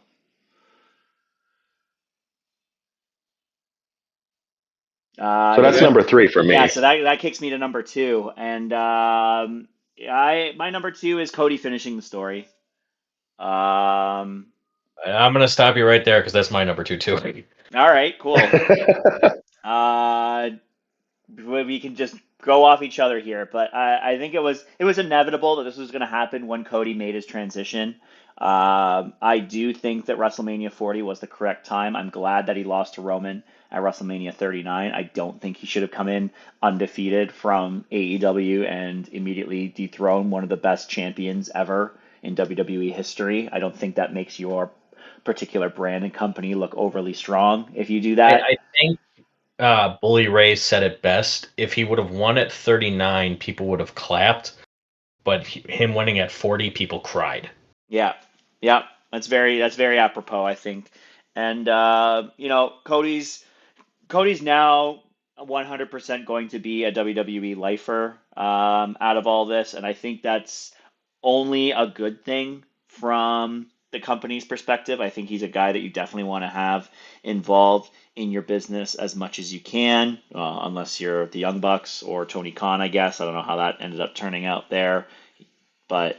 I think it's Uh, the same reason that CM Punk got mad. It's that Cody wanted it to be an alternative, and then it just turned into Yeah, but violence. that's my number two Yeah, moment is Cody finishing the story. It's my number two as well. I mean, the last 8 minutes of that match are some of the most fun I've ever had at a wrestling event. I was screaming my lungs out for everything that happened, and it's just, I know Brandon doesn't like it, but it was cinema, and it was the right Hell choice. yeah. It was the right man to beat Roman, and he's had a good reign so far. And yeah, it was just perfect. Brandon? Yeah, I was going to come in at the end and say, like, I feel like we can all agree that WrestleMania 40 was definitely the standout of this year for various reasons. In the context of this, though, I would say my number two probably would have been the NXT TNA partnership that we got. I feel like it did a lot of good to. First of all, I never would have imagined seeing the TNA brand on a WWE program. Never mind all the wrestlers that came in, like Jordan Grace, like Joe Hendry, like Zach Wentz. Zach Wentz, I figured, was a guy they were going to keep off of NXT TV for. I didn't think he had another chance after the controversy that surrounded him. But when you see them bringing in the titles, when you see the Zach Wentz coming in, beating Wes Lee, who was a talent that I believe they were very proud of grooming, separate from Zach Wentz and even separate from Trey Miguel to an extent, because they were a trio back in TNA, and that's how they kind of developed. But since coming to WWE and then becoming a tag team, Wentz and Lee, and then with Wentz going and Lee then becoming the longest reigning North American champion of all time and kind of developing a brand of his own, and having a guy like Zach Wentz coming back as X Division champion and then putting him over in a way that helps to give credence to the X Division title, that puts eyes on the title and lets you know that, oh, this must mean something. This guy's coming in with it.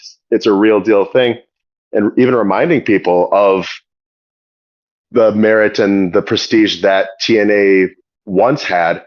And you look at how TNA has been doing since, and people will tell you that TNA has benefited. It's not the number two that it used to be, but it's certainly on an upward trajectory. They're booking shows for this upcoming year, They're selling out places out in like New York and LA, right? That hasn't happened in a very long time.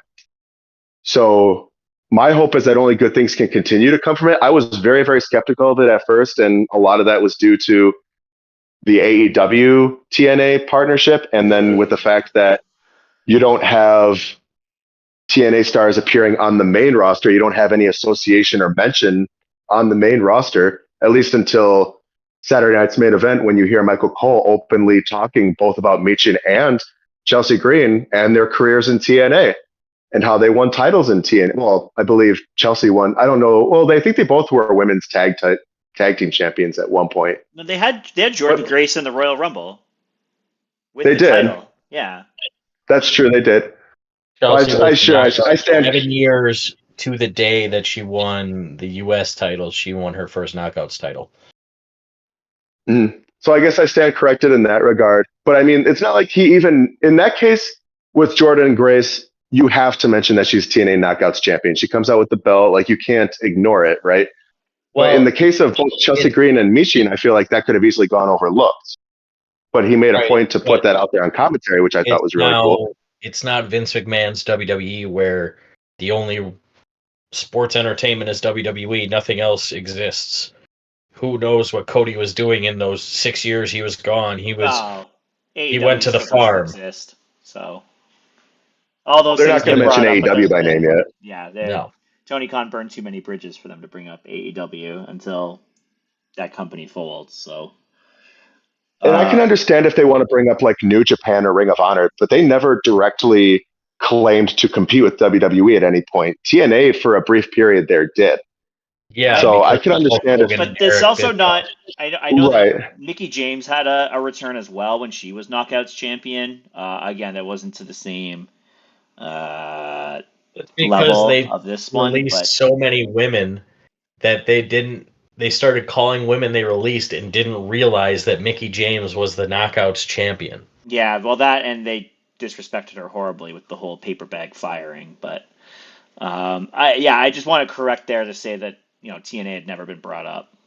There's been multiple times where it had. Yeah. And I stand corrected, but I guess to the point of when they were brought up before, when you did bring up the Knockouts champions and them for Royal Rumble appearances, you couldn't look away from it. Like, it had to be mentioned, right? And that's what popped the people, because who would have ever seen that coming? But now you have a Saturday Night's Main Event where neither of them have had any ties to TNA for a long time. And he's bringing up like he would bring up like, I remember when AJ Styles came out and Michael Cole's talking about how he was an IWGP champion.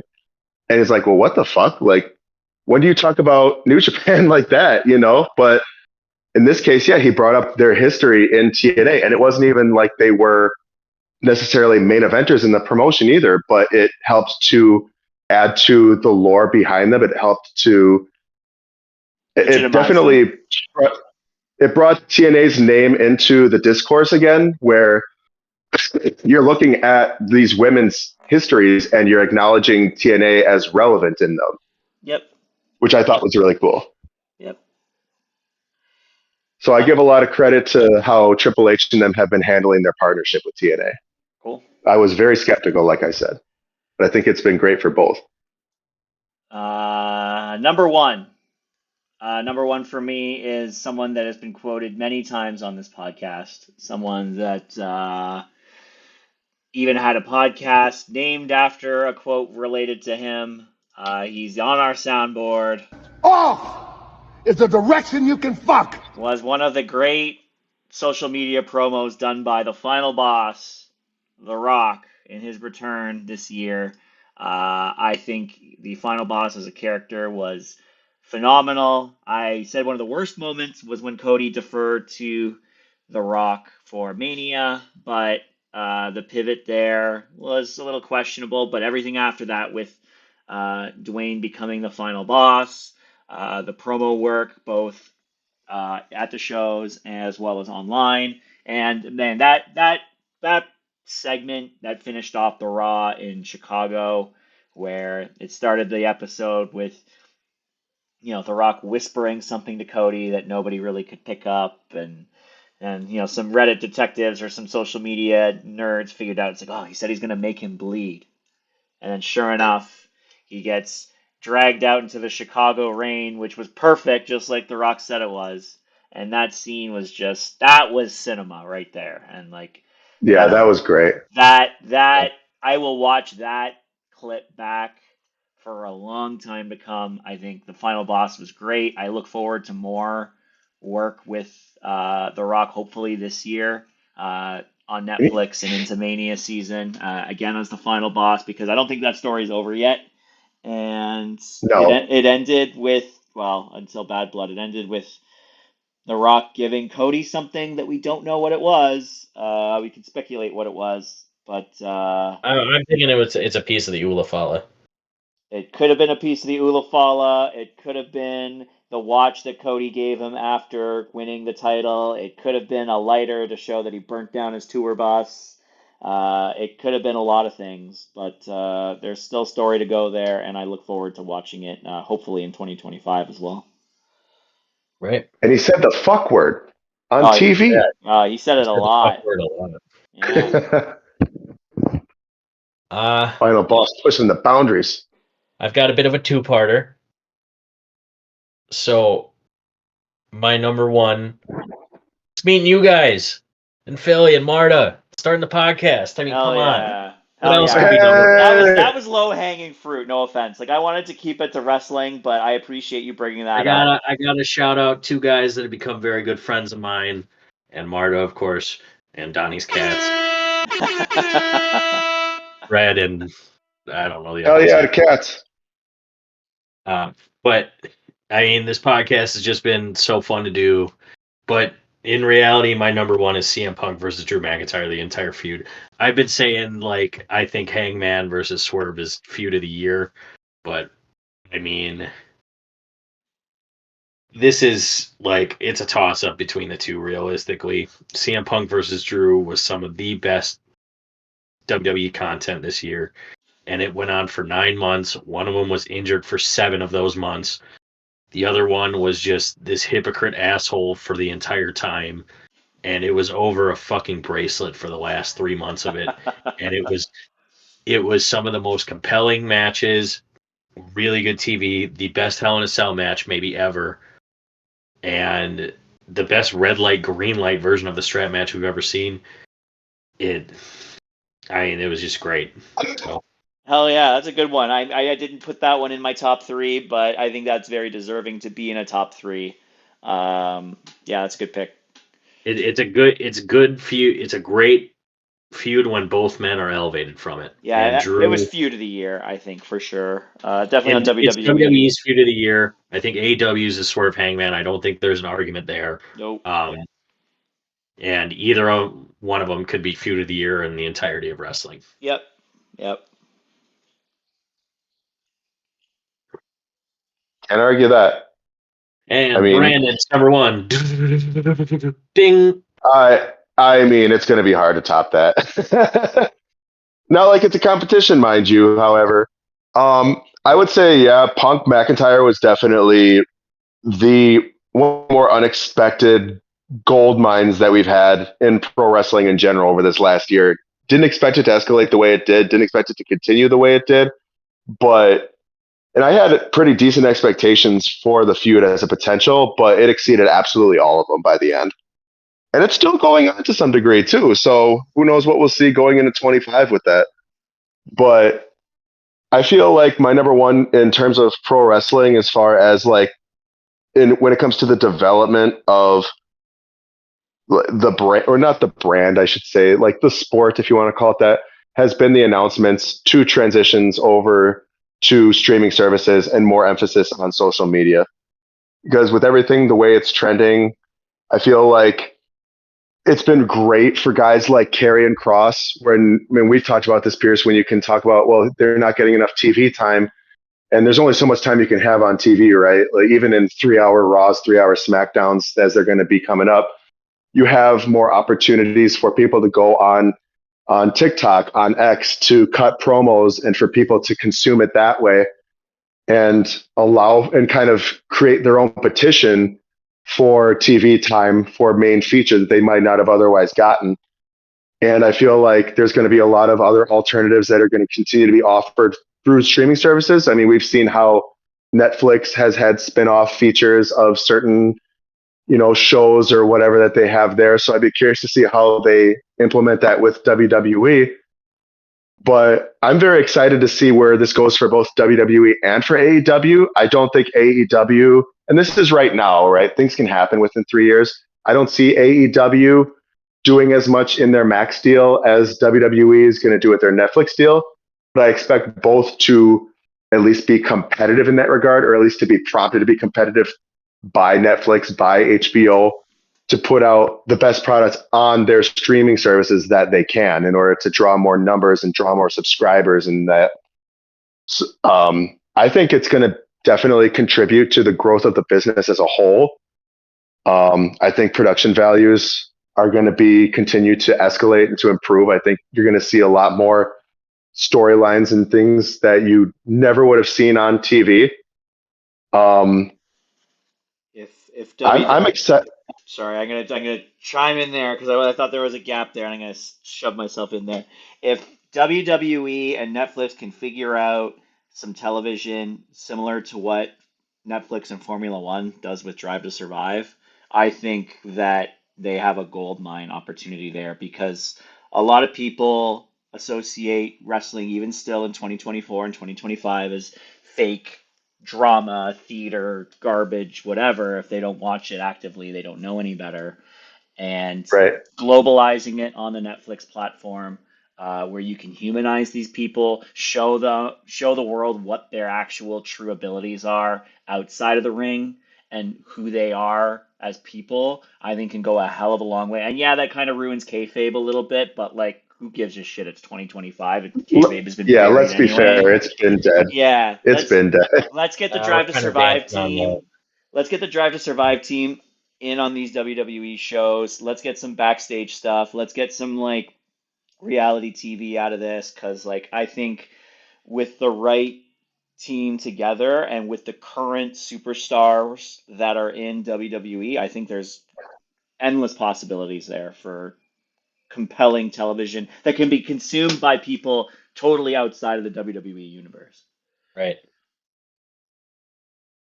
And what a And time I to feel like start. you're gonna. The most casual friendly pay-per-view is the Royal Rumble. I Yeah. was talking to my buddy Mitch Absolutely. about this. because I said I was going, and I was like, Mitch, let me pick a scenario. You know, this is how the Royal Rumble is. So the Royal Rumble is an event, and there's a Royal Rumble match in it. He's like, okay. He's like, this is the match. 30 people are in it, 2 start, and every 90 seconds, another person comes down. To win, you have to throw the person over the top rope, and both feet have to hit the floor. After everybody's in, it's a last man standing. Last person, not eliminated, wins the match. They go to WrestleMania and get a shot at the world title. And he's like, yeah, I could get on board with that real easily. Because it's right there. And going into Netflix, and where everybody has Netflix, and they're like, huh, I didn't know this was on here. Click. And they're like, oh, okay. So this is how the Royal Rumble match works? Interesting. It's opening up a completely new avenue of fans. And I think and Max is a little more niche, but I still think it's good for wrestling as a whole. Mm-hmm. Yeah, it's a good one. Yeah, it's definitely the better secondary option than any others that I could consider as far as what you could choose for streaming. I feel like if AEW really is for the sickos, I feel like Max and like what they have on their streaming service, I feel like definitely can cater to that a little bit more, for lack of a better term. But yeah, I feel like this is going to be. They would have went to like Tubi or something. Oh Christ! Roku TV. Yeah, the writing would be on the wall at that point. But that basically finishes up our show and finishes up our 2024 for the podcast. We talked about it a little bit, but we'll be taking off the next 2 weeks to have some enjoyable time with our families for the holiday season. So thank you to all of our listeners. We kicked this off in July. So we've been at this for almost 6 months now, 21 episodes in. A lot more to come in 2025. Thank you for your support so far, and hopefully your continued support into 2025 after our brief holiday hiatus. Guys, you want to close out with anything before we send her home? Well, I'm going to miss you, fellas. I'm going to say that. It'll be a short 2 weeks, but it's going to be, I think, a good cap off on this year where you get to really indulge in some merriment, And I'm expecting pictures from you fellas. I want all the good times. Send me lights. Send me fugly sweaters. Send me your drunken relatives. I don't give a shit. I want to share in the merriment with you fellas because I fucking love me some Christmas. I wouldn't make a 25-day reel set if I didn't. So,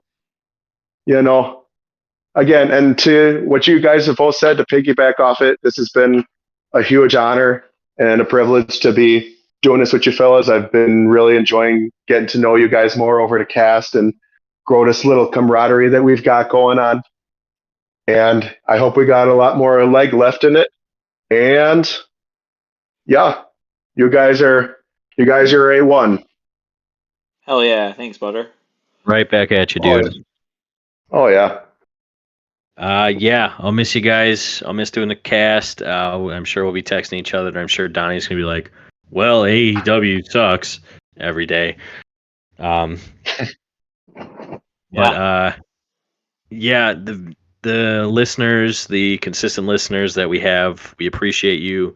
We just want to continue to grow and hopefully get those press passes one day. And hopefully go to Mania and get tickets to Mania too. Who knows if that's going to happen? But it's very much. Any of you guys planning on winning the lottery? Yeah, crossing fingers. But we'll be slinging a lot of drinks in the meantime, racking up that tip money. Yeah, and I mean, it's been a fun year. It's been a crazy year. This cast has really came out of nowhere and has just been some of the most fun I've ever had. I do want to say to our viewers, happy holidays, Merry Christmas to Donnie and Marta. Happy Boxing Day coming up. Yeah. That's all I got. You guys want me to take it home? I'm good.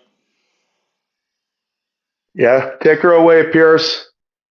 As always, follow us on X, Facebook, Instagram, Maybe YouTube someday. Give us a like on Spotify, Facebook, all that. As always, thanks for stopping into the Ope three-way. Have a beer on us. Or maybe a spiked eggnog this time. Happy holidays. Hell Have a yeah. great night. Happy holidays, everyone.